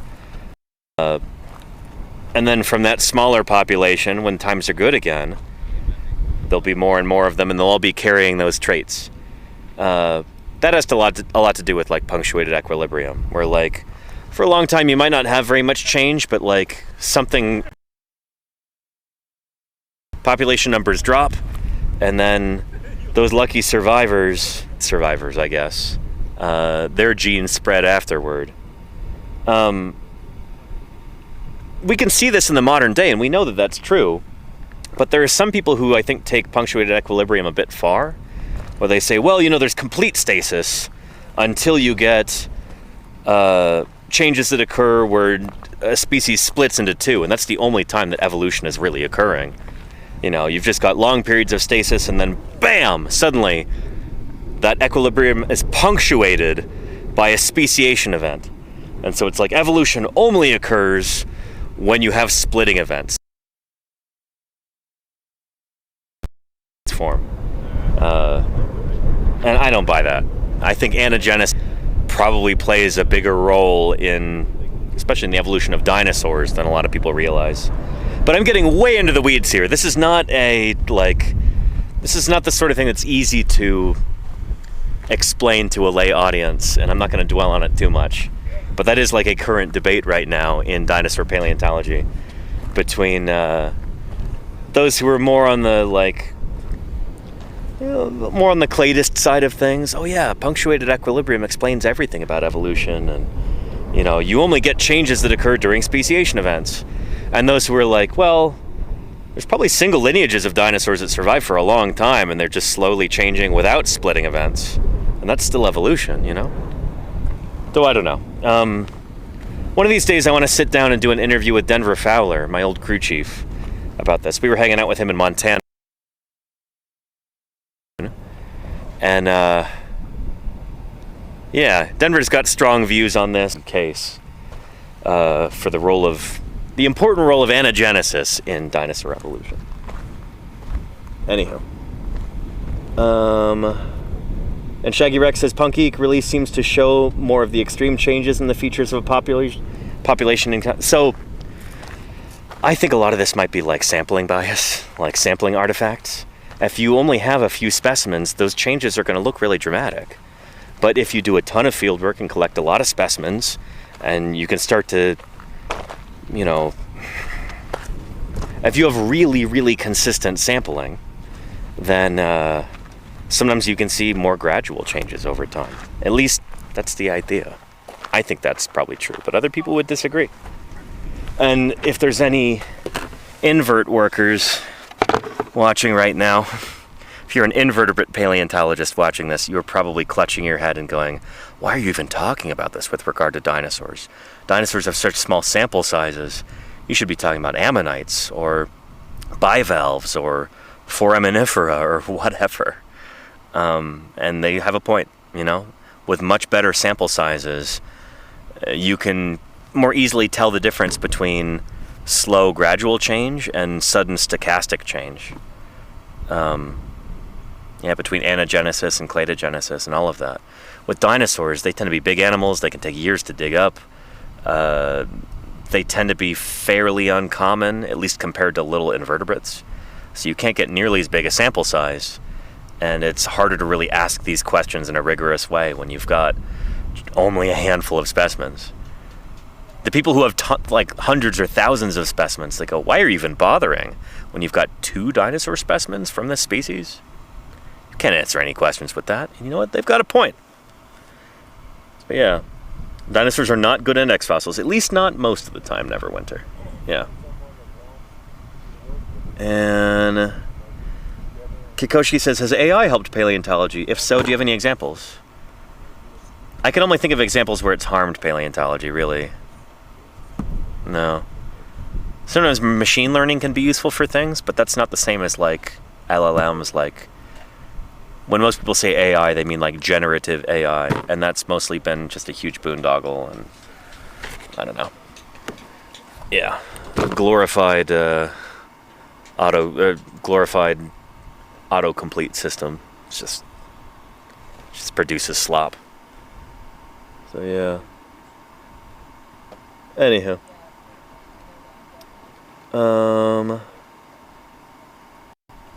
And who is that? Who says that? Sorry, your username is blending in with the background. Dr. Javasaurus says, this warms my heart. Thanks for making the distinction, Annie. Of course, yeah. No, machine learning can be really, really helpful. And people have been using that in paleontology for decades now at this point. It's very different from like, you know, Gen AI, large language models and what have you. Very different. But yeah.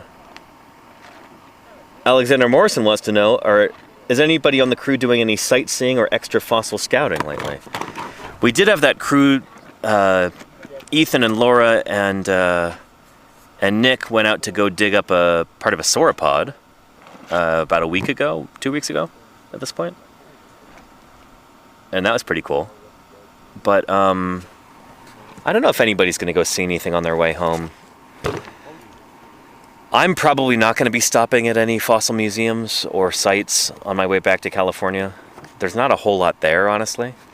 If I wanted to stop at, say, Berlin Ichthyosaur State Park in Nevada, that would probably add about another 8 hours onto my trip to like a 17-hour trip. I don't really want to do that. So, yeah. But yeah.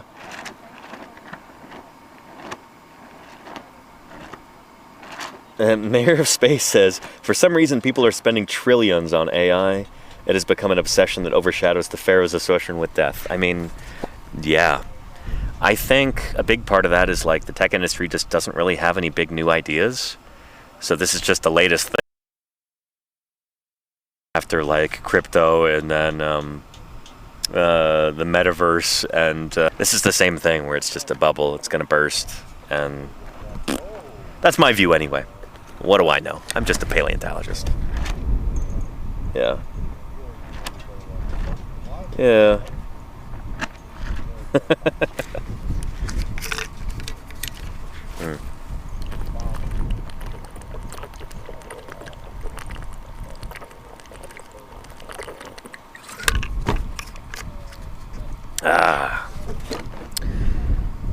And let's see. Let me go ask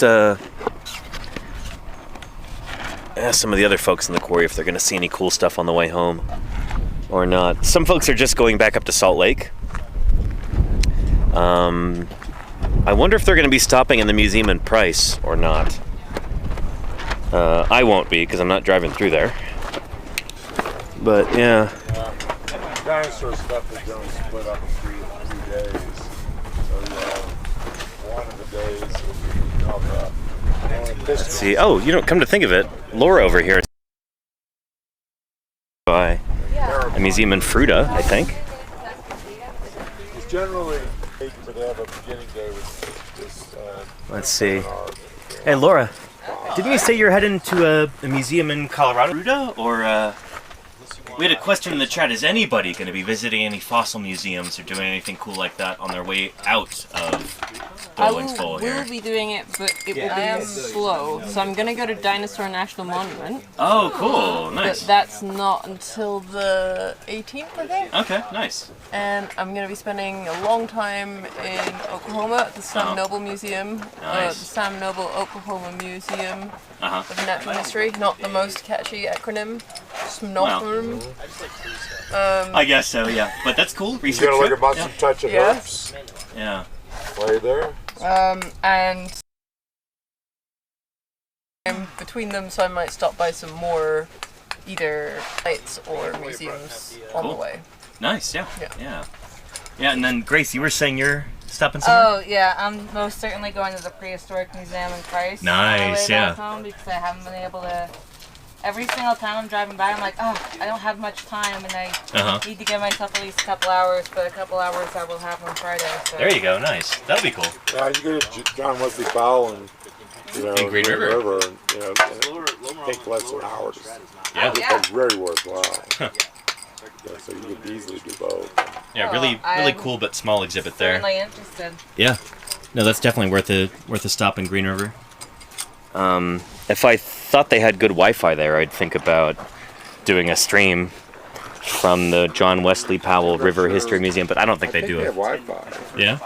But I'm not, Yeah. something to stop in, like yourself and say, Yeah. and say, do you have this? Can we do this in the future? Right. I think they would love you to do it there in the Cool. future. Yeah, I should go talk to them on my way out on Friday. I think that'd be cool. No, I bet they would love to see you do something. Let the world know you're there. There you go. Yeah. Yeah. I mean, the Dinosaur Museum, all these small museums. Sure. Having someone, if they don't want to have you do that, they're stupid.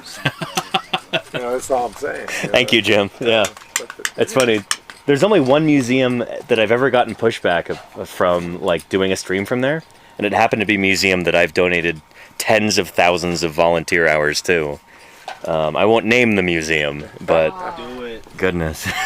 Shame them! Shame them! Shame them! I mean, you could do a whole small museum tour.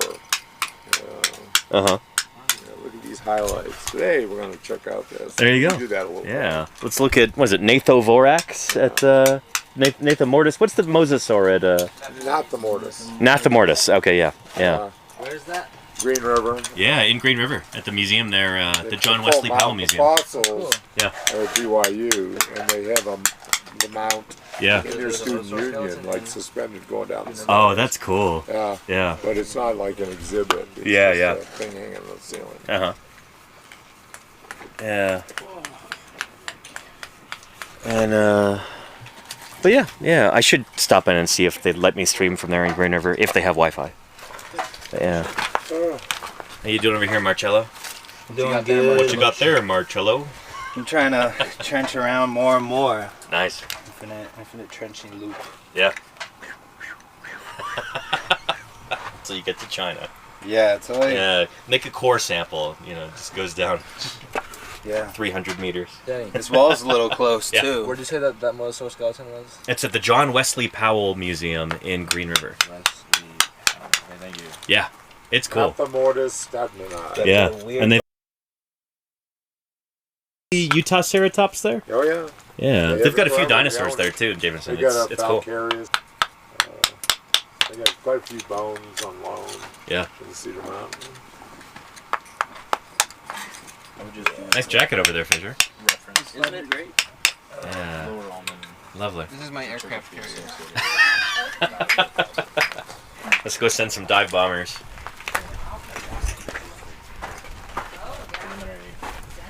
Is this the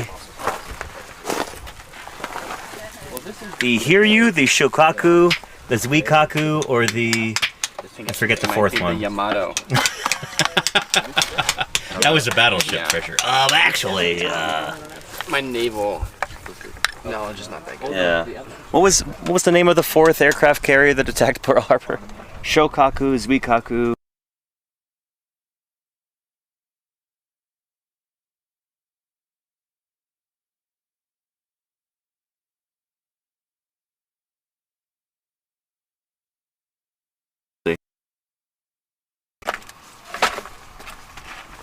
know, it's nice to have that out of the way. Yeah, that's pretty sweet. But now I'm like at the point where I'm like, I don't know what I'm doing now. Yeah.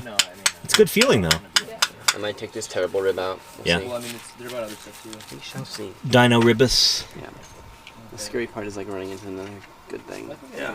I don't want that to happen to me in the near future. I don't really know how much room there is for me to jump in somewhere else. I might just have to, you know, make a blessing. Yeah. Yeah, no, it's just two. Prayer. Yeah, it's the same. All right. Thanks, fish. Here, did we cut out for a second there? I couldn't see. Did our signal drop? Yeah. Are we back now? Sometimes it just gets like that if there's a satellite change or something. If it's switching between satellite units. Just a bit, yeah, okay. You probably missed my question. I was remarking about Fisher's jacket, and he called it his aircraft carrier. And then we had a little exchange about, oh, is that the Shokaku, the Zuikaku, the Hiryu, or the Soryu? Which I think those are the names of the 4 carriers that attacked Pearl Harbor.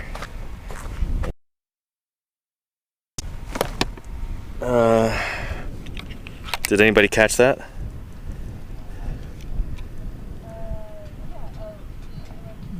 There might be a bit of a delay too. Seems like folks are taking a minute to respond.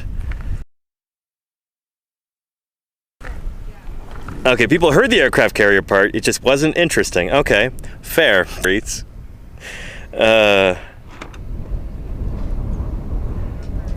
Maybe we're Googling. Okay, fair. Yeah.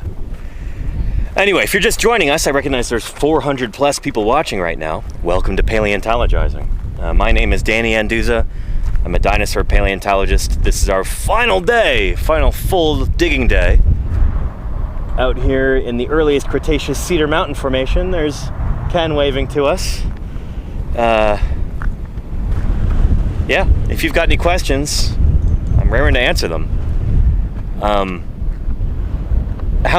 What could I say that hasn't been said over the past 3 weeks of streaming here? Nearly every day I've been streaming from the site here. And this has been cool. I've really been enjoying this. I don't feel too bad about not being in the quarry for 3 hours every day because we have so many people on the crew and the quarry is not that big. It's honestly hard to like find a spot. And if I were to sit there and dig right now, there's a chance I will find a new bone that will create headaches for us. Right now we're just trying to get all the bones out that we can, while we can, trying not to find any new stuff. Just the things that are exposed, let's collect those. Try not to find any new bones. That's those are our standing orders today. Oh, and I forgot about the Akagi and the Kaga, Machi. Yeah, there were 6 of them. Gosh darn. Yeah. And Charlie's Dragon, the planes. No, those are the aircraft carriers that have names, but the planes also had like code names. The Val dive bombers and the Kate torpedo bombers, and the Zeros or the air cover fighters. I probably know a little bit too much about the Pacific War and World War II. I just find it fascinating. But yeah. John Belushi joke. There you go, Raptor, yeah. And a proper replacement? I'd say so too, Alexander. Yeah. Yeah. Anyway, thank you, Machi, for looking that up. Beautiful. Eddie Indeed says, how do you know when you walk around the dig site you're not just stomping over some priceless fossil? Where everyone is packing and walking, maybe there's the jackpot no one knows. Well, that's the thing, is that we try and walk on areas, I'll show you, give you a little tour. We walk on areas that haven't really been excavated yet. So this area up here, this is all overburdened and filled. F-I-L-L. So this is not like exposed rock, this is just dust right here. You dig down and you'll actually find some of the overburden, but you know, this is stuff that's been exposed to the outside air, to the elements. If there were bones up here, we would have seen them already. And if not, then they're crunched. But generally, we got to dig down further to find bones. So, notice this is a little thoroughfare. We can walk along here. You know it's safe. I just requested being like, hey, for like 2 hours, can I go and join A lot my of this class? up here is just fill. And, So, and not only did they say yes, you know, I was able to manage The bone bed goes under it. yeah, so if we dig down, how far here, Jim, you think? That far. Okay, so about 10 inches maybe. Yeah, you're going to be in the bone bed again. Yeah. Because we really didn't realize the bone bed went lower than about that level there. Uh-huh. And there has been a lot of wind-blown dirt. It's been some years. Oh, yeah, yeah. We filled in the bottom of this. So we try not to walk on this area here because this is where the bone is actually coming out. But up there, Oh yeah, no, I love this. it's well, we also try not to walk too much up there. Yeah, you can get bone almost to the edge of those. Right, yeah. You know, that wall. It's just they're not very good. Yeah. But once in a while, it's something good. So it's like, dang it. But you'll notice that people are working along this kind of ribbon here. That's where we're finding bones. Another tooth? Ooh. Probably over-prepped it, but Nice. quite. Iguanodont tooth, yeah. There's Yeah. the end of it, and then there's the root over here. Beautiful. Good find. Bigger than yesterday's I've one. found a single tooth so far. That's They've awesome. had several. Like From over here? that's from a skull. You know, that's not Yeah, shed. that's a rooted tooth. Yeah, they've gotten several. Yeah. But this one looks like it was engaging in the dental battery. See the wear face there. That's a nice example of that. You see the strong curvature of that root, very really strong. Like, yeah, And the kind of groove, which is about the only thing I can use to identify it. yeah. Well, they got that ridge, yeah, and that's probably a dentary tooth. You know, the morphology, because maxillary teeth have a much stronger midline ridge. Yeah. But pretty classic. Someday someone will study these, you know, specifically to see how these things change, I'm sure. But, Raptor says, where in the jaw do you think it came from? oh, anywhere in the cheek region. Yeah. I mean, So it's either maxillary or dentary. It's in the back. It's dentary. That's a dentary tooth. Look at Oh, lower for jaw. sure. Yeah, Nice. lower jaw. Cool. Maxillary teeth have a very strong midline ridge. Gotcha. Yeah, No. you can tell them apart. Just here, next to the. Yeah, right next to that let's work on. That is a very pretty tooth. Good job. It's nice. Good find. Got a nice picture, see? Ready for a. I can come and take one, Jim. I can take one. I got it. Nice. You don't hammer them as hard as Yeah. We got a question. Will anybody else be coming here and digging while we're gone? Hopefully not. Maybe they've had similar. We're the only ones who have permits to dig this site. So, It'll lay fallow for a year. yeah. We threw a few back. Hopefully they'll get bigger. Nice. Yeah. There's, there is risk of poaching. That does happen in Utah. But for the most part, we've been very lucky here in Doling's Bowl. I mean, you'd have to be pretty stupid to come out here and try and steal fossils because it's not an easy place to dig. It's not easy to get to. The fossils are not particularly pretty. You couldn't sell them for much money or anything. Like, you would have to be a pretty bumbling kind of oafish fossil poacher to come out here and try and steal this stuff. Plus, if you get caught, you go to prison. So, yeah, not something we're really worried about because who would be dumb enough to do this, I guess. Anywho, I don't think we have any croc stuff from here yet, Alexander Morrison. We were getting a lot more over at Ethan's Wash the past 4 years, working right over there. But yeah, this year I don't know if we have any croc material. There was one bone that we thought didn't look dinosaurian. It could have been a croc vert or something. But yeah.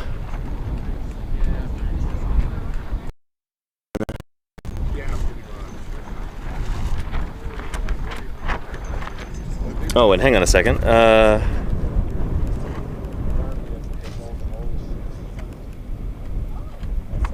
Let's Let's see. We had a question about what about public land? This is public land. That's why we need permits.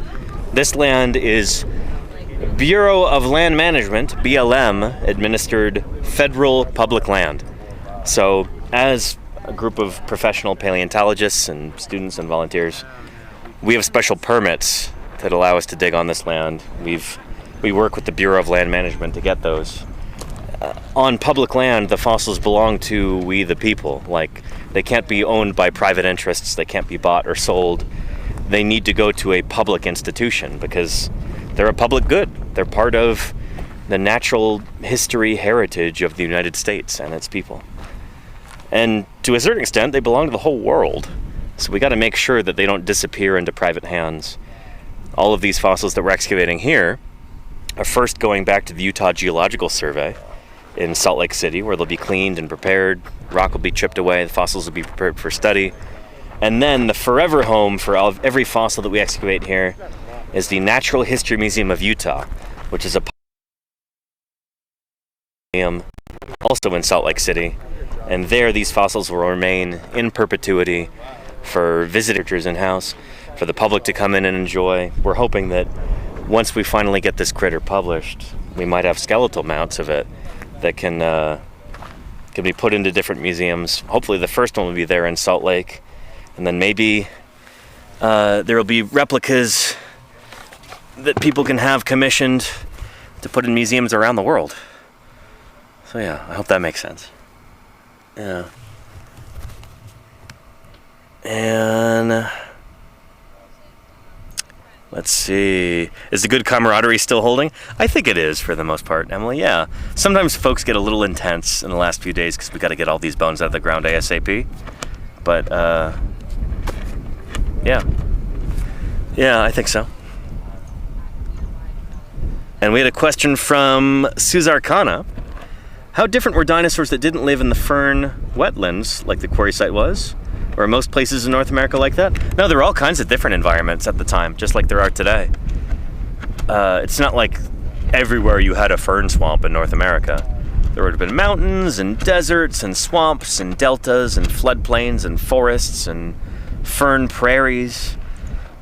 We don't really have a good sense for how different the other dinosaurs were across North America at this time, because this is literally our only snapshot for this particular window of time for the whole continent.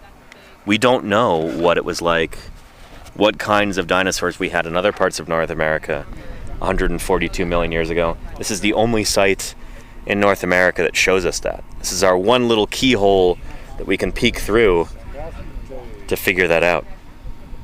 It's one of the reasons why this site is so important, you know? So yeah. And what is the missing dinosaur puzzle we haven't found yet, says Bard Custom Leather? Well, there's a bunch of ongoing mysteries and things that we would like to find. I think some of the biggest currently standing mysteries are, some of them are like, what did the very first dinosaur look like and when did it live? We can estimate that based on what we have, that like dinosaurs are getting more and more and more similar as you go back into the Triassic. You get critters like what is it, Pompodromius and Eodromius and Eoraptor. I mean, I'll just go with Eoraptor. That's one of the earliest dinosaurs we have so far, but it already seems to be on track to becoming a sauropodomorph, maybe giving rise to the long-necked plant-eating dinosaurs. There had to have been earlier dinosaurs than that. What does that transition look like as dinosaurs split away from the crocodile-like reptiles? What does the very first dinosaur look like? We don't know yet. We can extrapolate out and kind of estimate what it would look like, but we don't have those fossils yet. That would be really cool to see. So that's a big thing. The origin of birds is another area where there's some question marks. We know that birds evolved from dinosaurs. There's mountains of evidence that show that. But when exactly did that happen, and what was the first bird? I kind of have my doubts that Archaeopteryx really was the first bird. It's the best that we've got right now, but we will find something else eventually. Probably.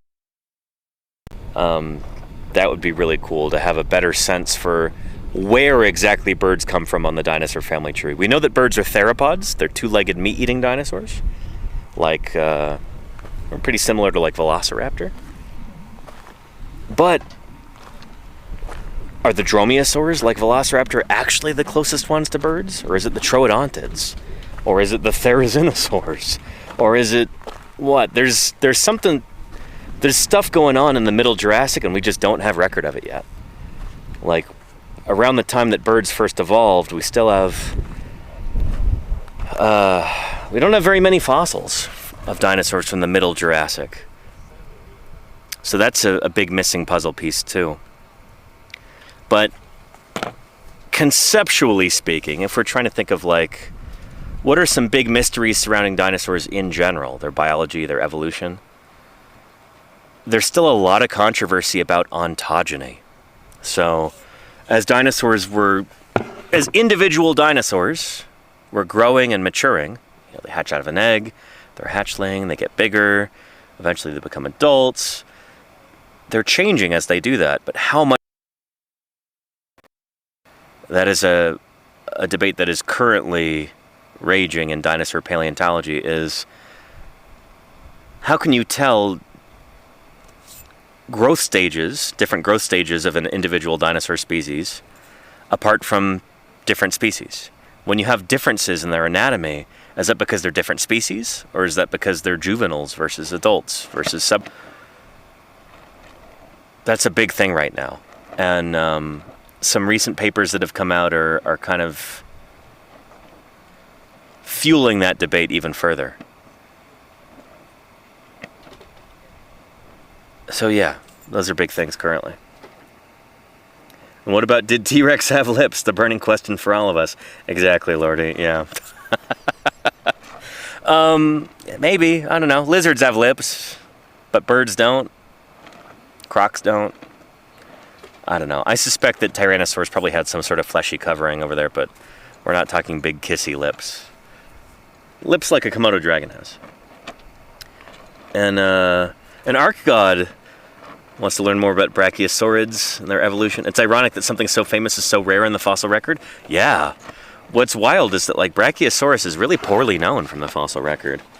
In fact, the dinosaur that you see in the Jurassic Park films and Jurassic World films, maybe, that's not actually Brachiosaurus. It's kind of that's like a weird, funny quirk in the history of dinosaur paleontology. The one that you see in Jurassic Park is mostly based off of an African brachiosaur from Tendaguru in Tanzania. It used to be called Brachiosaurus, now we call it Giraffatitan. So the critter that you see in Jurassic Park really shouldn't be called Brachiosaurus anymore. Brachiosaurus was first discovered here in the US, in Colorado, and we've got some specimens from here in Utah as well. And it would have looked a lot like the African Brachiosaur, Giraffatitan, but we're starting to realize there's probably some major differences there. And we don't really know what the full animal would look like. What's the shape of its skull? Like, what are the proportions of its limbs and everything else? There's a neat diagram that you can find online, a skeletal diagram of Brachiosaurus, where they have different elements from it. Like, here's part of the neck, here's part of the skull, here's part of the shoulder, here's part of the tail. And they're color-coded because each one is like a different specimen. And those specimens might come from different times. So you might be kind of putting together a Frankenstein's monster of the Brachiosaurus lineage. You might have some bones in there that are millions of years older than others. And so these animals might be changing over time. And, you know, you're mixing in the bones of the ancestors and the descendants. But that's often the best we can do, you know, with limited information. But yeah, for so famous a dinosaur, Brachiosaurus is not common. And it's not particularly well known. It's kind of funny. So you're right to remark on that. And White Vision Prime says, good job explaining the Tree of Life stuff yesterday. I enjoyed it and I love it. I'm glad to hear it, White Vision Prime. I talk about that sort of thing even more when I'm back home in the office. About evolution and common descent, because that's the key to biology, you know? Nothing in biology makes sense until you understand evolution. And unfortunately, it's not very well taught in American schools, if it gets taught at all. So I got my work cut out for me. And Real Men Grow Beards, welcome back. Good to see you. They say, was Triceratops the only vaguely accurate animal in the first Jurassic Park? Maybe the Parasaurolophus from a distance? That would be interesting, actually. I could hang a whole stream on that if we really wanted to do a pop culture heavy thing. Do like a tier list of the different dinosaurs in Jurassic Park. There's 7 that appear on screen. And yeah, Velociraptor is probably furthest from our modern understanding of that animal. Tyrannosaurus might be relatively close. Brachiosaurus is pretty far away. Parasaurolophus, you only kind of glimpse it in one scene, but that... Yeah. But Triceratops too, I would make a lot of changes to the model that they had there. I'd say Triceratops might be like the 3rd most realistic. The one that would require the fewest revisions if we were to do it today and do it accurately. Velociraptor is probably the worst. Dilophosaurus is probably 2nd worst. And then, then we go from there. Gallimimus would be very different too. That animal had feathers. So, yeah. Anywho. Yeah. And Dr. Terra says the more movies you go, the worse Triceratops looks. Yeah, it looked pretty good in the first Jurassic Park. And the same in The Lost World. But yeah, you get into Jurassic World and it just really... I don't know how they managed to mess those up so badly. It's embarrassing. They look worse than they did. The dinosaurs in Jurassic World look worse. Both like less convincing, less realistic, and way less scientifically accurate than in 1993, you know? Yeah. Anywho. And Rila Rolla says, you're doing an awesome job teaching us, Danny, from your office as well as in the field. I appreciate you saying that, Rila Rolla. Thank you. That means a lot. Yeah. Out here for 3 weeks, answering the same questions every day. Oftentimes, it can feel a bit repetitive. I'm glad it's making a difference for folks, you know?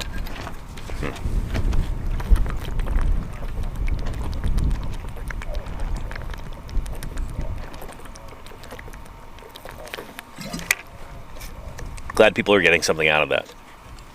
Because, be told, I am excited to get home, see my loved ones again, do some streams from the office. There's a bunch of stuff to cover, like new dinosaurs that have been published since I've been out here, new papers that have come out. It'll be cool to do a catch-up stream or two. Looking forward to it. Yeah. And upstairs down says, Danny, if not paleontology, what would you have done? I think, and I've thought about this sometimes. I've known I wanted to be a paleontologist since I was a little kid. I've always loved dinosaurs. But if for whatever reason I couldn't do that, which again sounds like, I don't want to say that out loud, it's like a horrific thing to say. Oh, if it weren't possible to do paleontology, I probably would have wanted to go into wildlife biology, maybe herpetology, maybe ornithology, wildlife conservation. And I'm starting to actually do that a little bit with leatherback turtles. That's been a thing for me for the past year, and it'll be a thing that we continue as I get back home.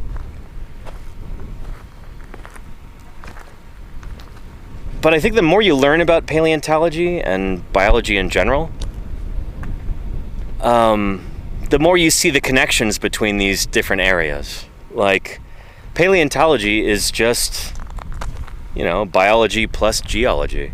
We're studying the history of life on Earth as told through the fossil record.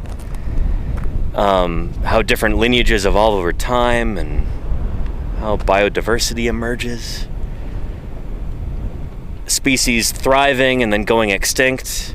There's through lines to that today. It's the same processes that are happening today in a lot of cases. And by studying modern, say, animals, we can better understand the dinosaurs that we're excavating. It's really cool how integrative all of this is. How a firm understanding of the evolution of modern animals, how much that can set you up for being able to understand the evolution of Mesozoic dinosaurs. So yeah, I don't know. I've always been interested in like the animal side of things. I'm much more of a,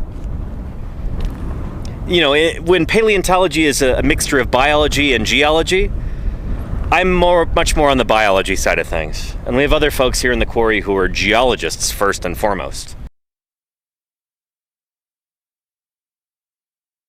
And that's all kinds. But yeah, I've the biology part of it and found that to be more than the geological portions of it. I just relate to it better. So I think if, for whatever reason, paleontology weren't an option for me to go into, it'd be like wildlife biology. I think, yeah. Oh, got some jacketing going on. Nice. I figured cover the end and we can dig down. Yeah. I just wanted it to where it didn't get eroded out. Oh yeah, there's that as well. Yeah, you got a knife. Yeah, that's right. Hey James, will you pour some more plaster into here? Just a little bit. Dash. Yep. Get gloves on. Just pop them up. That's all you need to do.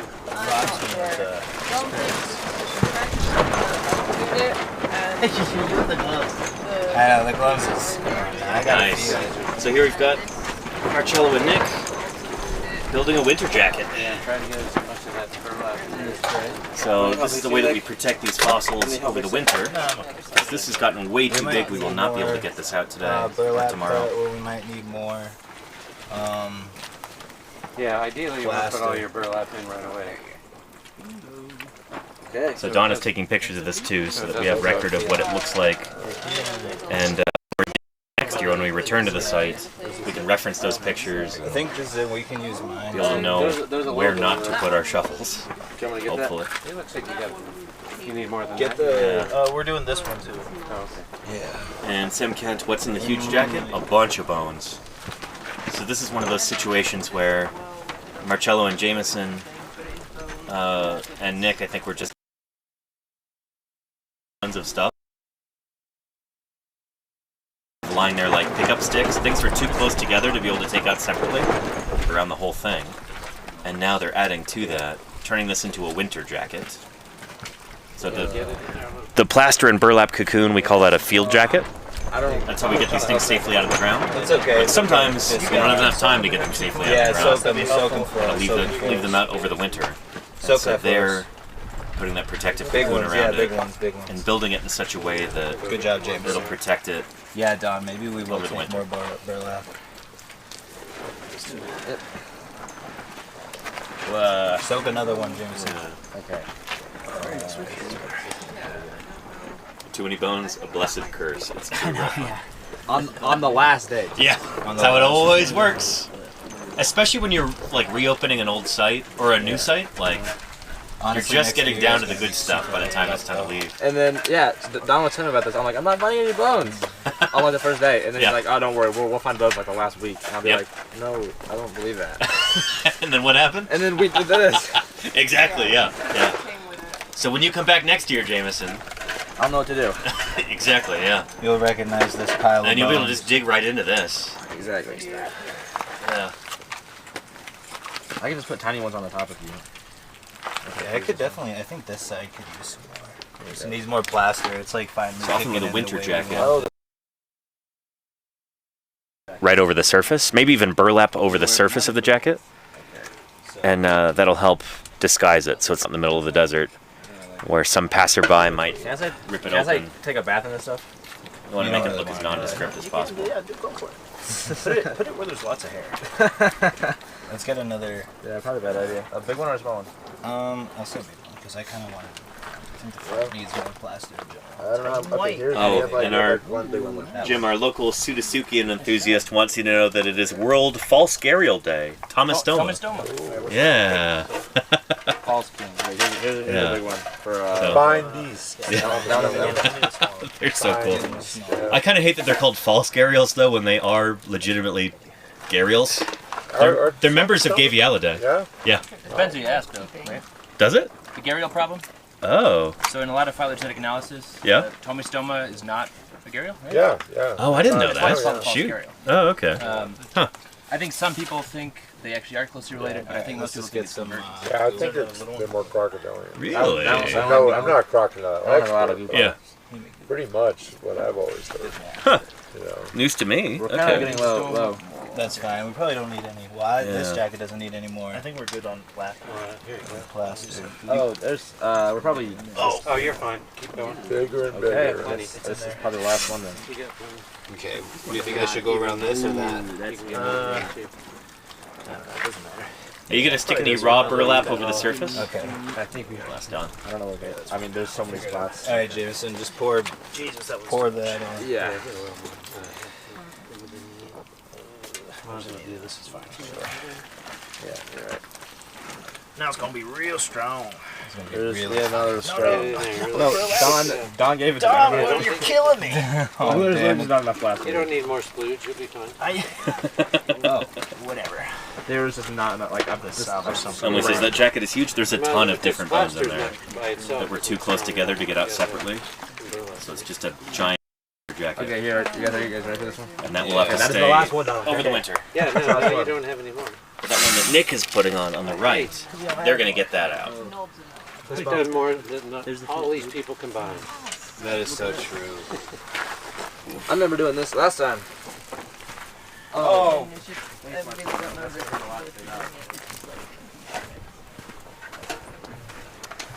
There we go. Let's go ask Jim that ankylosaur question.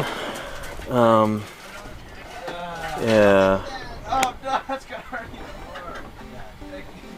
Do you have a separate team to pick up the winter jackets? No, they wait here for us next year. Dirt or bust. We'll be back here next year. And you can watch, hopefully, when we get things out.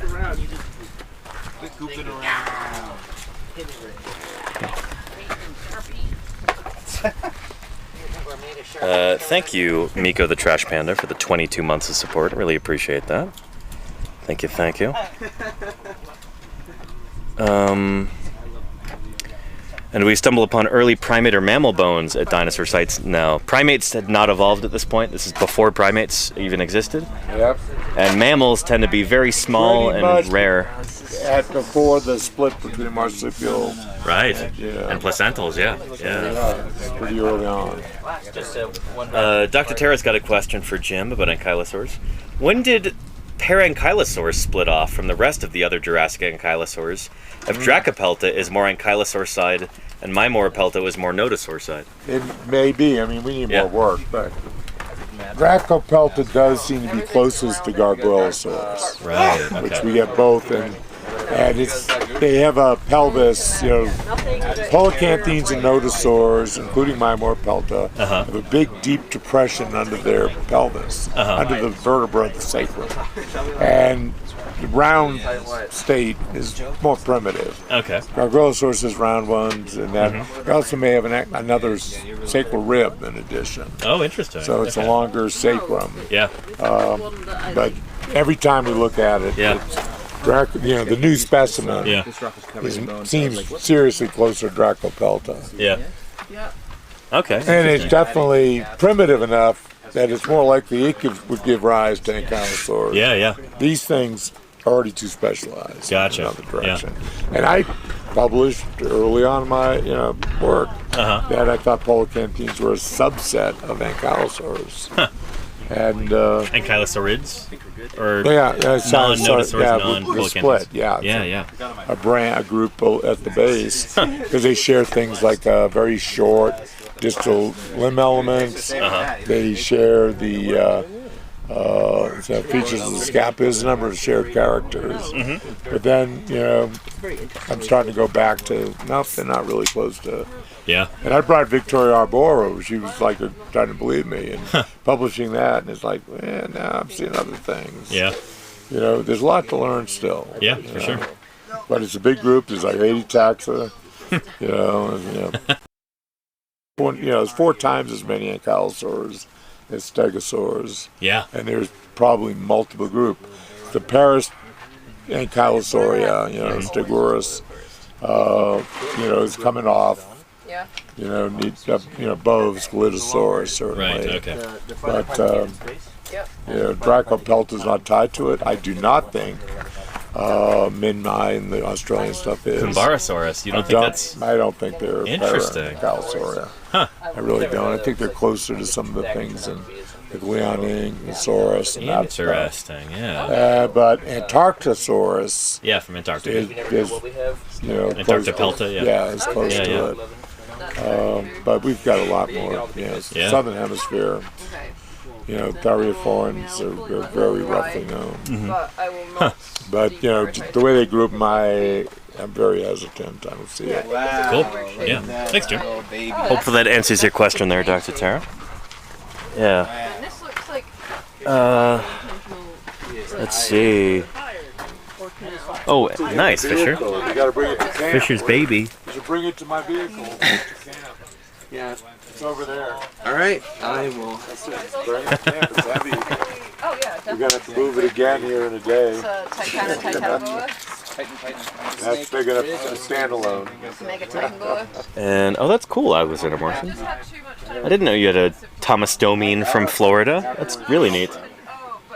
Very, very cool. Fisher's prize. Yeah, there you go, I sound yeah. He worked hard to get that thing out. Put it in the back of that truck. I mean, there's no reason. Just put it the far to the quarry and then move it tomorrow. Right. It takes a lot of space. Yeah. That's a standalone jacket. Yeah. Going in a box. And let's see. Coakinesis had a question about here. Let me answer this. About how to. Here, just to tell you, Jameson, often the best way to get the plaster off your hands is when it's still wet. Really? So you just kind of plunge it into some dust and use the dust to wash it off. Just so you know for the future. I wait till it dries and then I just kind of... I used to do it that way too, but I found often it's like taking a dust bath. Before it even dries onto your skin, it can come off. Like that, yeah. Uh-oh, avalanche!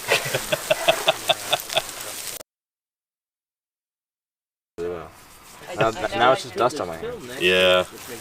I get all the plaster off with the dust, but it helps to get much of it off. I find it's really irritating when it gets into my cuticles. Oh yeah, it's just sensory overload. Yeah. And then afterwards, sometimes your hands get really dried out by the plaster. Helps to put a little sunscreen on just to moisturize them, so you don't get hangnails and cracked skin. Yeah. Well, not that I have enough of those. Oh, you don't? Oh yeah, gotcha. But if you need extra sunscreen, let me know, or let somebody know, and we'll give you some. But yeah.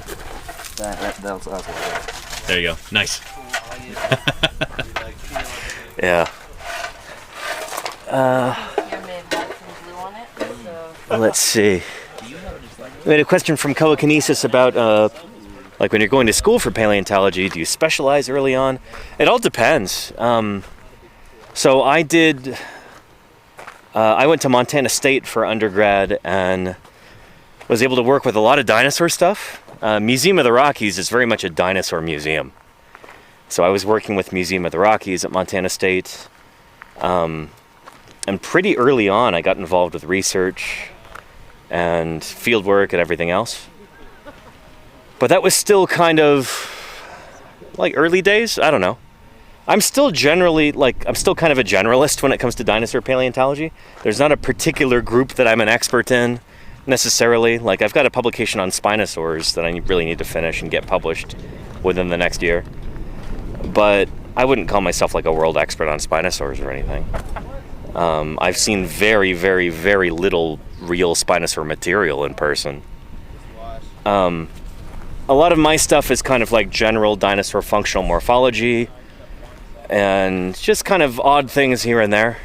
I've been lucky enough to be kind of a generalist. It's not generally until grad school that you really start to specialize oftentimes. Now, you do a master's thesis or a PhD on a particular group of animals or on a particular aspect of evolution or, you know, sometimes a different geological formation, looking at the whole fauna in that formation, something like that. But yeah, it's in grad school that you generally start to specialize. Yeah, I hope that makes sense. Let me go get some more water. Yeah. And did I work with Jack at all? Only a little tiny bit. I didn't really see Jack very much at Montana State. He didn't used to come out to the field very often. And like I'd see him in the lab sometimes, but didn't really interact with him very much. Which at the time, you know, I was a little bummed about, but yeah, maybe not so much anymore. I'm not gonna go into that. Yeah, let's get some water.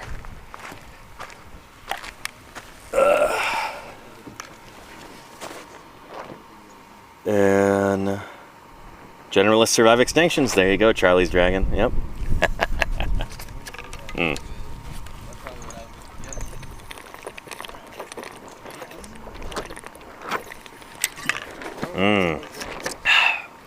Good stuff. And I thought someone said we need to say when we were back. No worries, Papy. Yeah.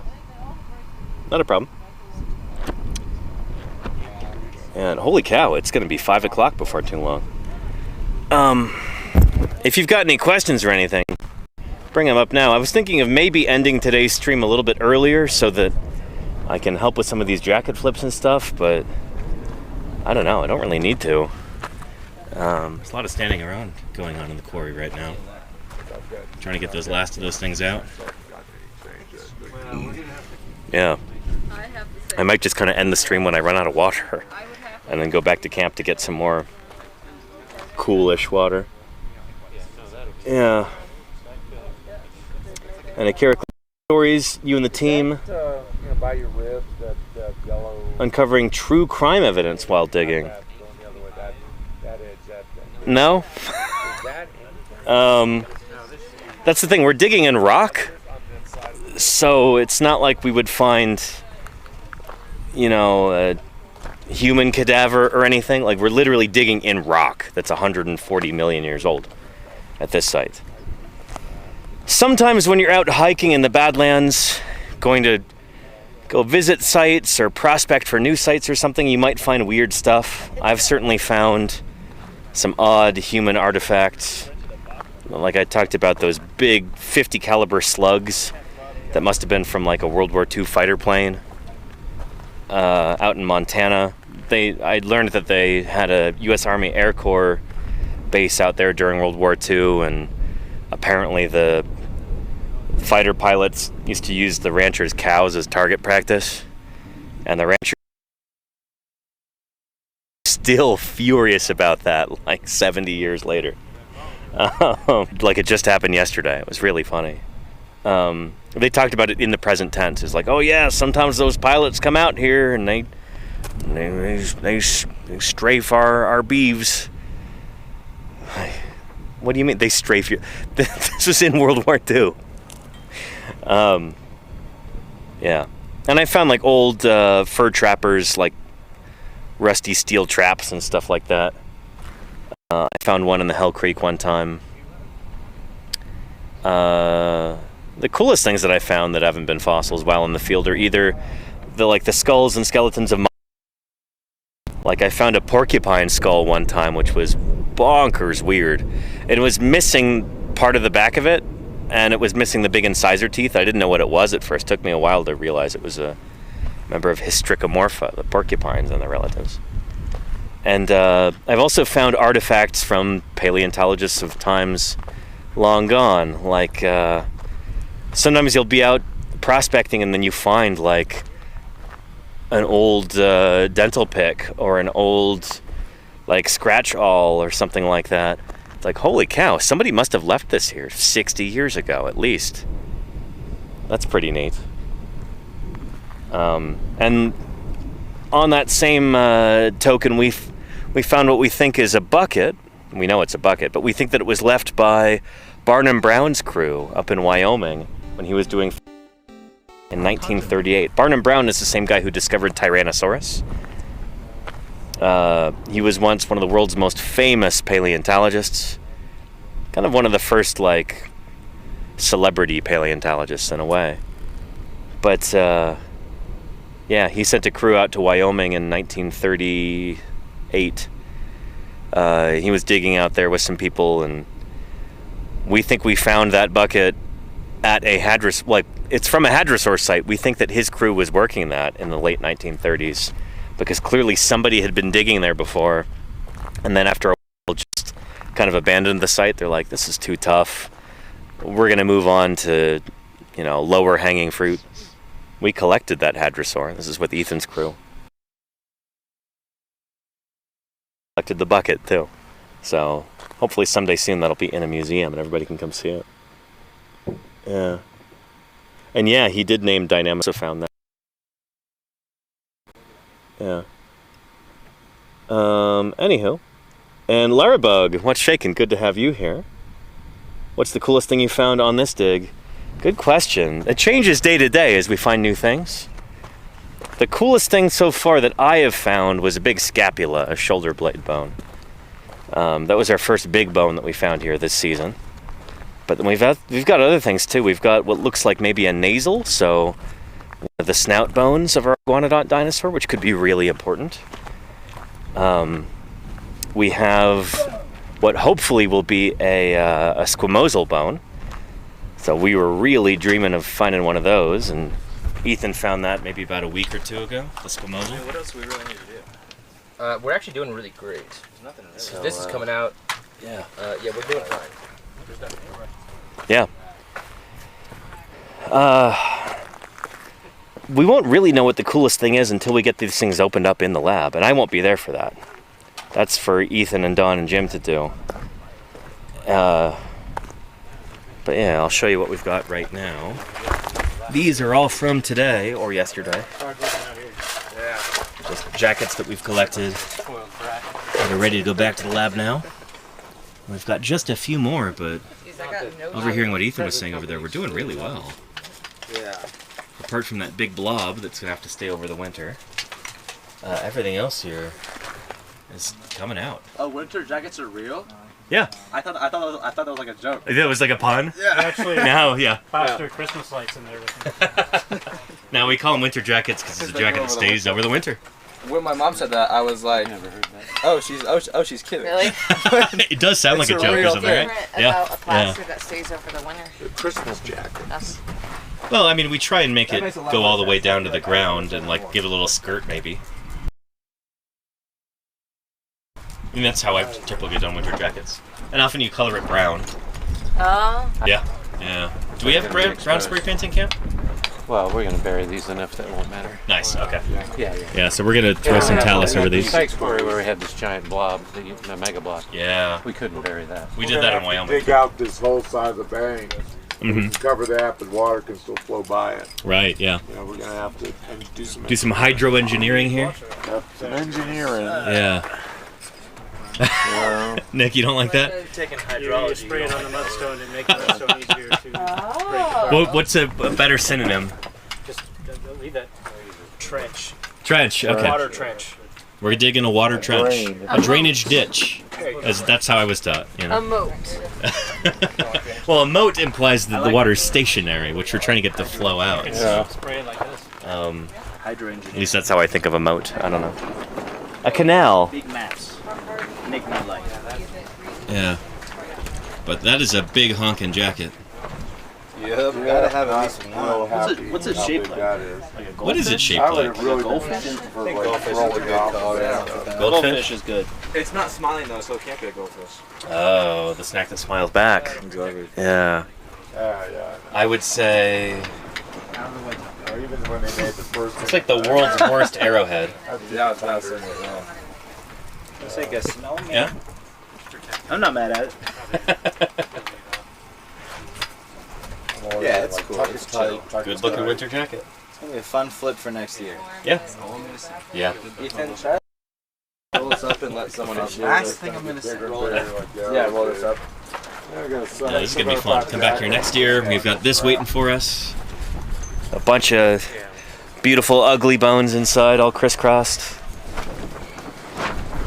I find myself like trying to emphasize that these bones are really ugly and hard to collect, because I'm worried that like somebody will be watching this stream and go, "Oh, I can go out there and steal these when they're gone." And like, Good luck. first of all, yeah, you don't want.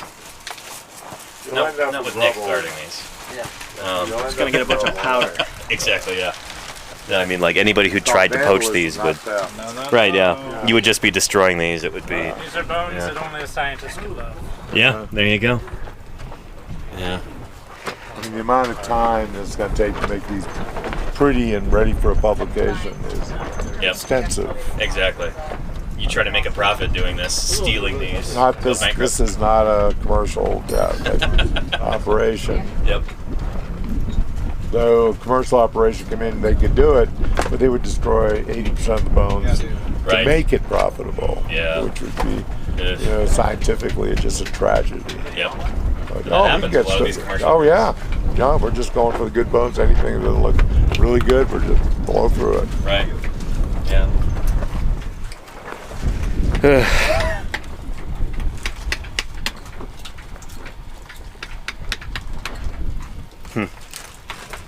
You're doing well.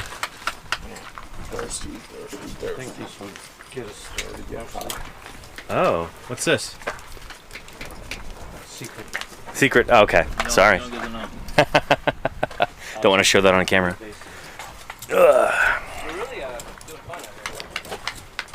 How are you doing, Ken? Is that going to come out? Oh shit. Yeah. I'm just going at my own pace. Okay.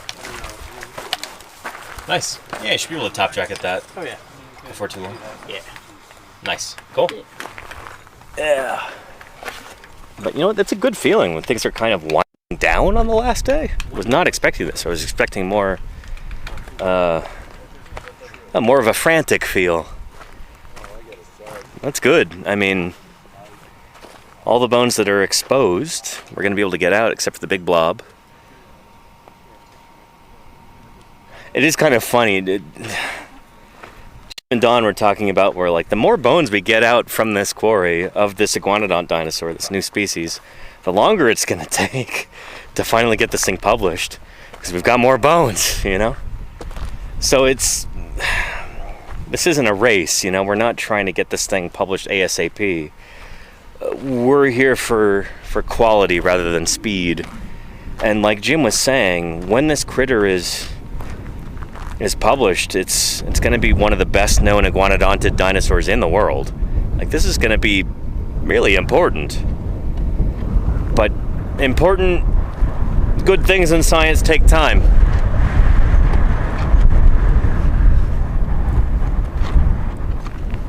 Yeah.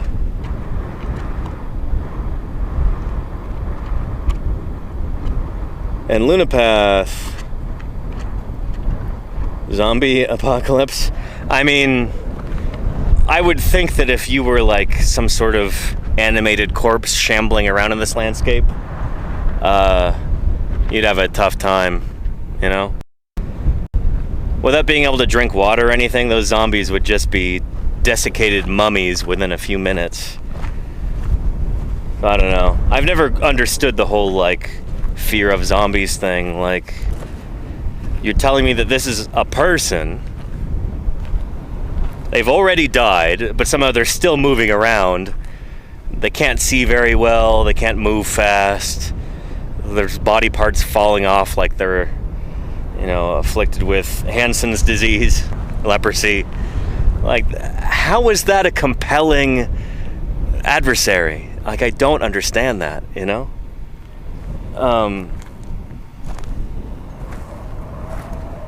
It would be like, you know, casting your horror film where all of the monsters are just folks in hospice.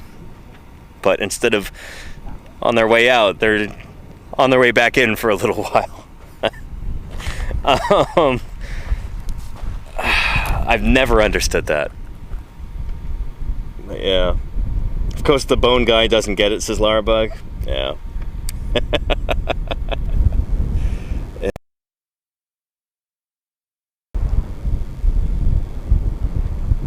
And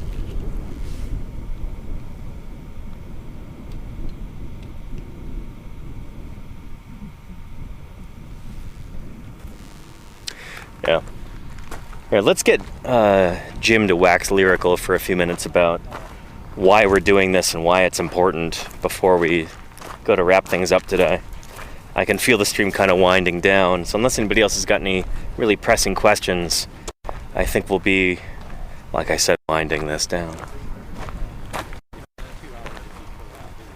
But of course, don't go away just yet. We could have something remarkable found in the next few minutes. It's a live broadcast, you never know what's going to happen. And I can use my card. And then I can also hold hands. And then Where's your sweet nothings? yeah, you can choke me out while you drive. Oh, that's always good. You know. I was gonna ask if you wanted to accompany while you drive. I don't know what we're talking about here. What did I walk into? I don't want to be in the way. Yeah. You don't want to get in the way of the bromance. You know when you're walking something by being there. Question, Rushway. For sure, till some preparation. Right. Once we get yeah, we got something that, you know, might be really good. Yeah. But it might just like, oh well. Yeah. You know, we don't know until it's prepped. Yep. You know, we dream big. Yeah. Yeah. And reality slaps us down. It has a habit of doing that, doesn't it? Yeah. Can I get you, Jim, to talk for a minute about why this work is important, this site in particular, and knowing about this new iguanodont dinosaur, what will this bring to the world?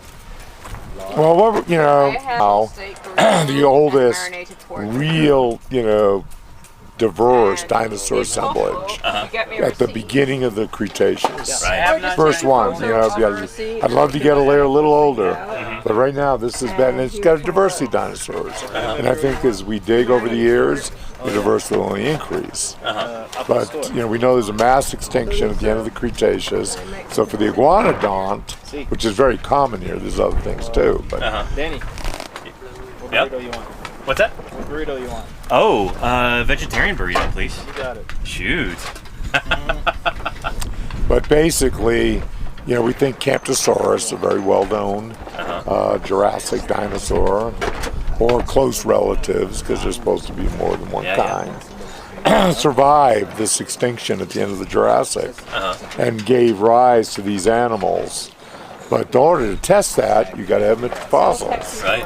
And be able to compare these things directly. I'm not worried about See how they're similar, how they're different, as well as levels. You know, we have other levels that produce iguanodonts. We have a whole history here of, you know, the yellow cat alone, 6 taxa, minimum, 6 at least. You know, how they relate with each other, and how they relate to our homegrown Jurassic things, or are they from Europe, or are some homegrown, and some coming in from Europe, like our sauropods come in from Europe. Yeah. You know, these are questions that are only going to be answered by the fossils. Right.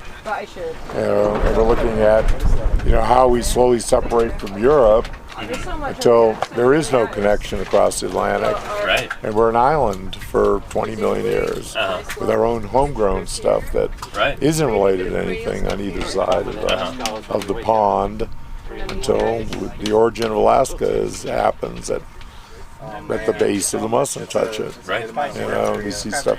First Asian immigrations coming in. Now it's like 45 million year history of Earth that we had no data for till recently. Right. So is an important part of that. Oh yeah. And so, in terms of iguanodontia, do you remember you saying that this is going to be one of the more important critters from North America when it gets published? Oh, we're going to. Yeah. You know, it's like a gigantic. It's going to be very well known, and you know, and hopefully study it and look at variation, look at growth histories. I mean, people can build a career on this assemblage that we're excavating of these iguanodonts. They can build several careers. I mean, it's you know, there's going to be work. You know, people are going to work on this stuff 50 and 100 years from now, I hope. I hope civilization's still inquiring about things. We'll see. Yeah, we don't know. I won't be here, so. But I hope civilization is exploring our history and our past. And, you know, looking at, like, you know, what happens when you poke a stick in Mother Earth, you know, how she reacts. You know, these experiments have been, these experiments have been run. We don't have to do it. You know, test it by like, well, let's see, you know, what happens. It has happened in geologic history. But I really like the idea of like, we're excavating these fossils today in 2026, and people are going to be studying these for hopefully hundreds of years into the future. And like, you know, think of the future generations of paleontologists who will be able to benefit from the work that we're doing here right now. You say, the Stegosaurus, they found that, you know, 150 years ago. Who cares about Stegosaurus? You know, Susie Maidman in England sure likes them still. And, I mean, you've got people working on taxa. You know, Carrie Woodruff, Camptosaurus. You know, most common Morrison dinosaur we got. You know, he has a deep love for that taxa. Camarasaurus. Deep love for that, and it's very abundant. It's been known for a long time. No, this is the thing. You know, we're getting. But questions could be asked about this stuff. They won't be able to be asked of other stuff because it's more scrappy, incomplete.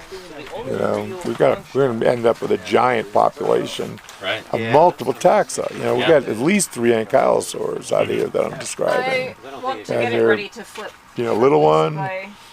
Almost a big one, and then a big one, you know, the whole type. You know, so we got some of the growth series, you know, coming in.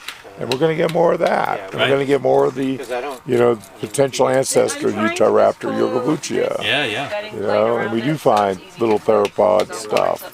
You know, we think we got it. Well, we know we got a huge meat-eating dinosaur. You know, I always joke, Utahraptor. But you don't want to use huge Carcharodontosaur, yes. Not a Tyrannosaur. Yeah, you don't want to use Tyrannus, but it's like, okay, Utah Titan, we got ripped off for Utah Titan, thanks, right? So we can't use that. But, you know, it's going to be potentially like a 35, 40-foot meat eater. That's totally new science. You know, and that's going to come. You know, it's going to come a few years. I won't be in charge when that stuff's being worked on, but we have enough parts, you know, it's in here. And this stuff takes a while. You know. Exciting stuff. And there's so little funding to do any of it. You know, the person who replaces me may have no interest in this, and this site may end up going fallow for decades. I mean, I don't want to see that, but it's potential, you know, that, no one's working on this site. You know, that people that are doing paleo, there's other good sites in Utah. And this site may just go fallow for decades, you know. I'd like that not to happen, but, you know, there's no guarantees of the future. Well, hopefully if we can eventually establish a national fossil beds monument here, you know, this will be protected, and you could just you know, have people come back every single year. I want to set up stuff and put you know, Butler building on this thing. Or a couple of them, and excavate, you know, under, you know, with controlled climate and lighting. Let this be like a paleo field camp. Young that's what they do. John Day and other places. You know, these national monuments, and they're all over the world. I mean, but we really don't have one. You know, Grand Staircase is a fossil monument, but it's more of a wilderness the way it's treated. You know, it's like, let's make a fossil beds thing. Just managed like John Day or Cut Fight Forest, or I don't know if it's and ensure ongoing research that the public can take part in. This pillow is a bone that's glued into the rock that's sticking up. It's like a neural spine, so just try not to step on it. Okay. I've also got the dentary drying under there, so don't step on this pillow in any circumstance. You got it. And Thanks. Marcello, if you wouldn't mind just defending that pillow area with your life. Yeah. You got it. Brewed it like a mother overactor. Yeah. So, yeah. I don't know. I've been. It's because it's the last stream of the season, and I know it's you know, this place is, you know, like leaving the season where you got to cover things. Yeah. It's just, for me, it's just so depressing. It's like, you know, why we have to keep these here? Yep. Because as we try to go around them, we just keep finding new stuff. Right. We wish we could get all of the bones under there out this season, but there's just too much. We're running out of time. And we're going to go around and we're going to find more bones. That'll probably be some huge jack. We have to take out that whole hill before we get it out. Yeah. And the resources are very limited. Yep. You know, people think there's money behind this stuff. Utah Raptor Mega Block was all done at the end of the year. Oh, we got some leftover money. Let's go out for a while and work on it. You know, and it took like 10 years, you know, to get that one specimen out. You know, there's just not big grants for this kind of thing. People think, oh, it's tons of money. Funding is few and far between. It's paltry for this. And the sort of money science. tends to go to, you know, the more elite organizations. State surveys don't tend to get it. Right, yeah. You know, smaller universities don't get it. Yeah. You know, if you're at Harvard, you can get a big project going in the Gobi. Right. You get a project in Utah, well, it's local. But that said, like, even with the little funding that we have every year to do this, we've been able to get so much done. Like, we punch well above our weight here, and I want to give us some props for that. Yeah, we do. I mean, we're very thrifty. Oh yeah. If anyone looks at the books, you know, for what this costs the people of Utah, it is trivial compared to other things. A couple $1,000 a year. When they changed our, you know, financial computer system for paychecks, it costs the citizens way more than anything we do my whole career. Right. You know. And I'm sure that wasn't an improvement either. No, don't get me going. I mean, how many hours I've wasted more time on that system than I have spent digging, for sure. They should be paying you to use the system. Someone knew someone. Yeah. But anyway, that's... I don't know. I always get reflective at the end of a field season like this, so it's... No, it's really exciting because you know, I'm going to, you know, work on trying to get this place in an ongoing system of, you know, bring in money. You know, we need infrastructure. Right. Government, someone's got to put up some serious bucks to get a monument going. You make it self-sufficient. Yeah. And, you know, that could take decades. You know, it took us 30 years to have happen. Yeah. You know, and it's not, you know, they're not doing science. They're just a little exhibit. Yeah. And camping, you know. But to get something going here, it'll take a few million. But traffic coming in with interpretive centers, you know, like Green River and Thompson and whatnot, Price, you know, these places will gain, you know, resources from this. And hopefully people can run, like, you know, public participant funded digs in a place like this that really is suited, and which will use the money to cover preparation and study of the you know, science. And it's a recreation attraction. But it's got to be done right. You can't just like, you know, digging potatoes. Right. You got your little externally looking thing. Yeah. 818. But you know, the public loves it. You know, if you look at what it does. We've got 420 people watching right now. Yeah, institutions all across the country and the world do these programs, and we don't have them happening in Utah at all. Well, Burpee's running digs like that at the Hanksville Burpee Quarry. You know, funds their program from Illinois. Yeah. And LA County Museum in south of Green River is charging people to come out and dig in Utah. Yeah. But yeah, we need to set up something where we bring in more money. St. George is doing a little bit of that. Helps fund a position. Yeah. You know, at the you know, substation excavations. And they basically on weekends people pay to come out and dig with them. Awesome. And it's a good experience. People do it Yeah. Like every other week, some of them. You Yeah, know, yeah. Like, this is great. I'll pay to do this. That's awesome. Yeah. We could have that here too. I mean, That's what. Yeah. We got to bring in money. You got to bring in more money you spend. Yep. You know, unless you're totally subsidized. And I know Utah's not a big fan of totally subsidizing things. So but you still need the infrastructure before you get a base level where you can start bringing enough income to make it self-sustaining. It takes real planning, and I've done it a few places. I've opened big museums in Mexico and worked with places all over the. I've done it. Opened Dinosaur Journey. We designed that. I was part of that, but when we were working in a garage, basically.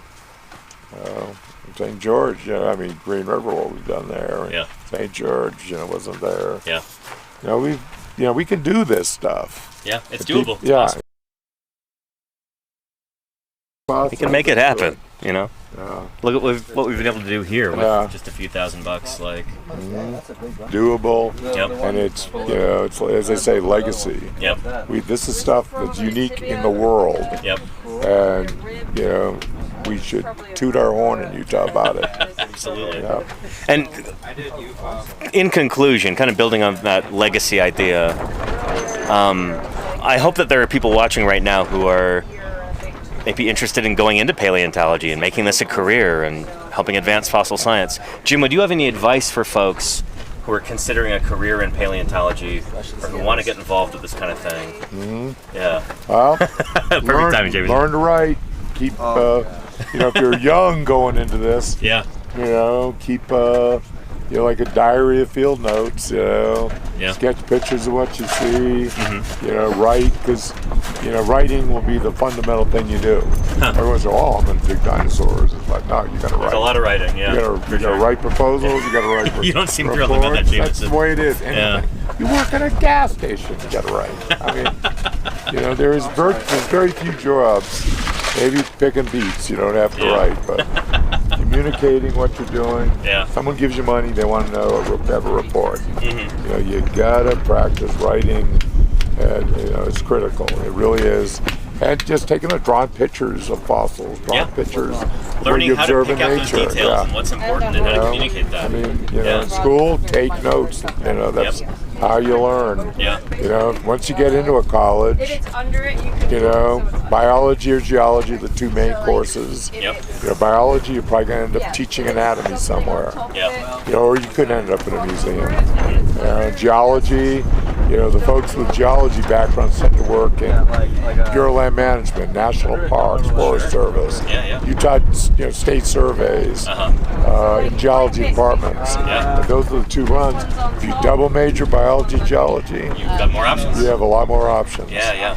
And because you never know. You get your PhD. I'm working on that. My PhD is marine Cretaceous. Yeah. But I would like dinosaur head courses. Had my toolbox, filled a lot of tools, and an opportunity came to start doing dinosaur stuff with Dynamation. Yep. And Calosaur came onto my plate. It's just take advantage. You got to be prepared. You don't know what you say, I'm going to work on this type of snake or this kind of, crocodilian, and it's not likely that's what's going to happen. It's like you don't know what's going to happen. You don't know where you're going to work. Yep. If you're in a little bitty museum, you have to prepare the fossils, curate the fossils, raise the money to dig them, do exhibits. Maybe if a kid throws up on the floor, you got to wipe it up. Yep. There are lots of PhD paleontologists who work at museums who have to do janitorial work because there's so few staff there. Yeah, most of our museums don't have big staff. I want to be at the American Museum and have all this staff behind me. There's not many of those jobs. And you got to think like, what am I doing? If you love doing this, small museum could be a very rewarding place to be. For sure. Yeah. No doubt about it. I mean, out here, I hope that in the future there are more small museums because the resource to develop them is here. Yeah. We got this big highway corridor. Real easy, and you can do it, as we say, do the honey holes, and they could still drill for oil back there. Sure. Drill under this stuff. It's like, You know, we're not saying you can't do it. We're not closing roads. I was like, it's a good thing I've got my back to it, and then I'm wearing this shirt. Oh, so it's like, oh, thank yeah. you, Jim. This has been an awesome season, as it always is. My 5th year out here. Thanks for the opportunity, and Jim and Don. Yeah. Well, you're you know, you're our mouthpiece. I try to be, you know. You need a mouthpiece. You need people going to the future, and hopefully we'll get some good press out of some of these dinosaurs we're going to be naming this year. I hope so, yeah. And I'd love to help with that. Yeah, so we're going to name a dinosaur from here. Yeah. Hopefully in a few months. All right. Looking forward to it. Yeah. Stay tuned. Yep. Thanks, Jim. Yeah. Well, Jim's talking about the ankylosaur there that he's caught in out for external review right now. So hopefully within just a few months, brand new ankylosaur from right here. We've got pieces of it from this quarry and that one and that one. That's going to be neat. It'll be years until our iguanodont here is ready for publication. But we've got a lot of good elements from it from this season. Again, over 800 bones from this quarry during its full run. Over 100 just from this year. It's pretty good. So, we're excited about that. Anyway, kind of flagging here. I think it's time to wrap this up. Yeah. It's been great. 3 weeks out here in the desert with the Utah Geological Survey, with Jim and Don and Ethan, and Nick and Fisher and Jameson, with Laura and Grace and Chemo and Kai. I'm grateful to have been able to share this with you. I'm grateful to have been here in the first place, but to be able to bring some of you along for the ride is an honor and a privilege, and I am having trouble getting my glasses. There we go. I'm grateful for this. When I first started streaming on Twitch, I was happy just to have a few people watching, you know, the chance to get anybody interested or informed about the current state of fossil science, new discoveries, catch them up to our current understanding of the history of life on Earth. I find that really fulfilling. It's a joyous thing for me to do. I find it energizing. I realize I'm kind of almost evangelistic about the importance of paleontology. It's just a personality thing. That's just how I am. But the idea that hundreds of people will show up and watch that's wild to me. I am astonished, I'm humbled, and I'm incredibly grateful that people want to watch these streams and support them financially. I couldn't do this without the support of the subscribers, and the gifters, and the cheers, and the people who donate via Ko-Fi. I feel like the luckiest guy in the world to be able to share this stuff with you day in and day out. You know, I would have been blown away to see this kind of thing as a kid, you know? There'd be a few documentaries when I was a kid about excavating fossils out in the field, and my face was glued to the screen, you know? I couldn't look away. It looks incredibly cool. Someday I'm gonna do that. Now, not only do I get to do that, but I get to share it with the world, and that's thanks to this magnificent platform, Twitch, of which now I guess I am an ambassador. That still feels wild.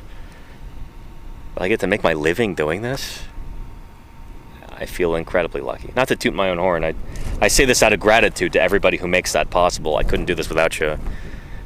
This schmuck can show up and, you know, walk around with a camera and people watch. Thank you for your patience and your curiosity and your inquisitiveness. It means a lot. Yeah. Mr. Drillbit says, do you ever think about what could be just below the surface in the area right around where you're looking? How do you pick where to dig? Well, oh boy, that's the most common question I get. We discover these sites because there's fossil bone eroding out on the surface, and then we dig in. But that could happen anywhere along here. I bet you're right underneath where I'm standing. you know, maybe just a few centimeters down, or this stuff is pretty loose, so maybe half a meter down. There's dinosaurs under here, under there, all over under this valley floor. You could have crews working here for 1,000 years and still not find everything. This is a really special place, and there are like this in Utah. One of the things that I'm really grateful for is the opportunity. I am immensely proud that several members of this community are now pursuing degrees in this field, or they're volunteering at museums. There are people who are joining field crews to go out and do excavations. And I want you at home, if you're interested in this kind of thing, go find some opportunities, get involved, you know? It doesn't just have to be a dream. You can literally do this. It's not rocket surgery. You can figure it out. You can get involved, whether it's working on a field crew, volunteering in a museum, working as a docent or a fossil preparator, or a curator's assistant, or a, you know, collections volunteer.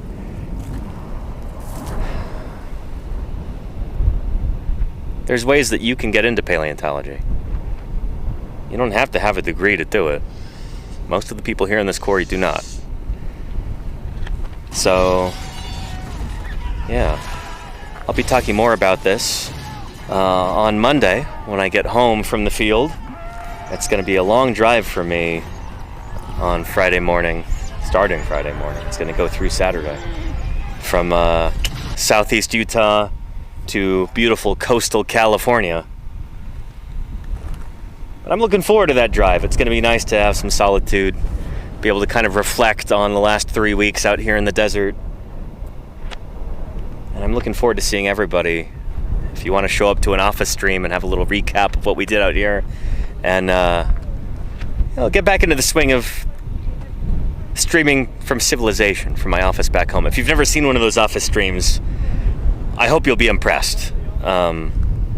I've got a lot of cool stuff to show off back in my office. Lots of fossil replicas, 3D prints, tons of literature.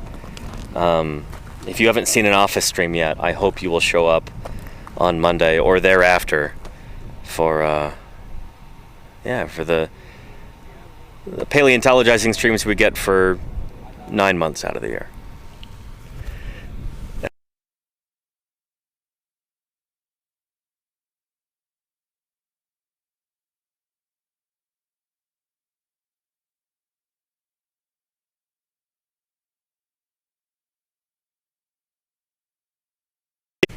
Nope, the HDMI cable was slipping out, so we were getting some weirdness. Hopefully that's better now. Yeah. Yep, okay, good. Anyway, that's a sign we should wrap this thing up. Who else is... I see Casey on there, but it's Wednesday. I think we're less. Let's see what Reiko is up to. A fellow scientist who streams on Twitch. A cognitive scientist, though. It's funny how my stuff often overlaps with his. We were talking with him yesterday in the chat, but he studies why people believe weird things, from bonkers conspiracy theories like, oh, dinosaurs never existed, to urban legends, internet rumors, all kinds of stuff like that. Why do people have weird beliefs? Where do those come from? Why do people gravitate towards stuff like that? And how do we, as scientists and educators, how do we counteract misinformation? Reiko deals with all this stuff. So we're going to go right into him. So let's get that set up. Raid. Reiko _ Dactylus. Beautiful. So much, everybody, for being here. It's been a magnificent 3 weeks along for the ride, and I'm excited to show you the office back at home and dive back into fossil news, see what we've missed while we've been out here in the field. New dinosaurs that have been named, new papers that have been published. We'll go over that. Thank you to everybody who supports these streams financially. Subscribers, gifters, cheerers, donators, donors. Thank you. And to the moderators who keep this a safe and welcoming community for everybody. express my gratitude enough, mods. You are the beating heart of this community. Deeply grateful to you. That said, I hope to see everybody on Monday when I'm back home in civilization, freshly showered. Let's go see what Reiko's up to. Take care, everybody. Bye-bye.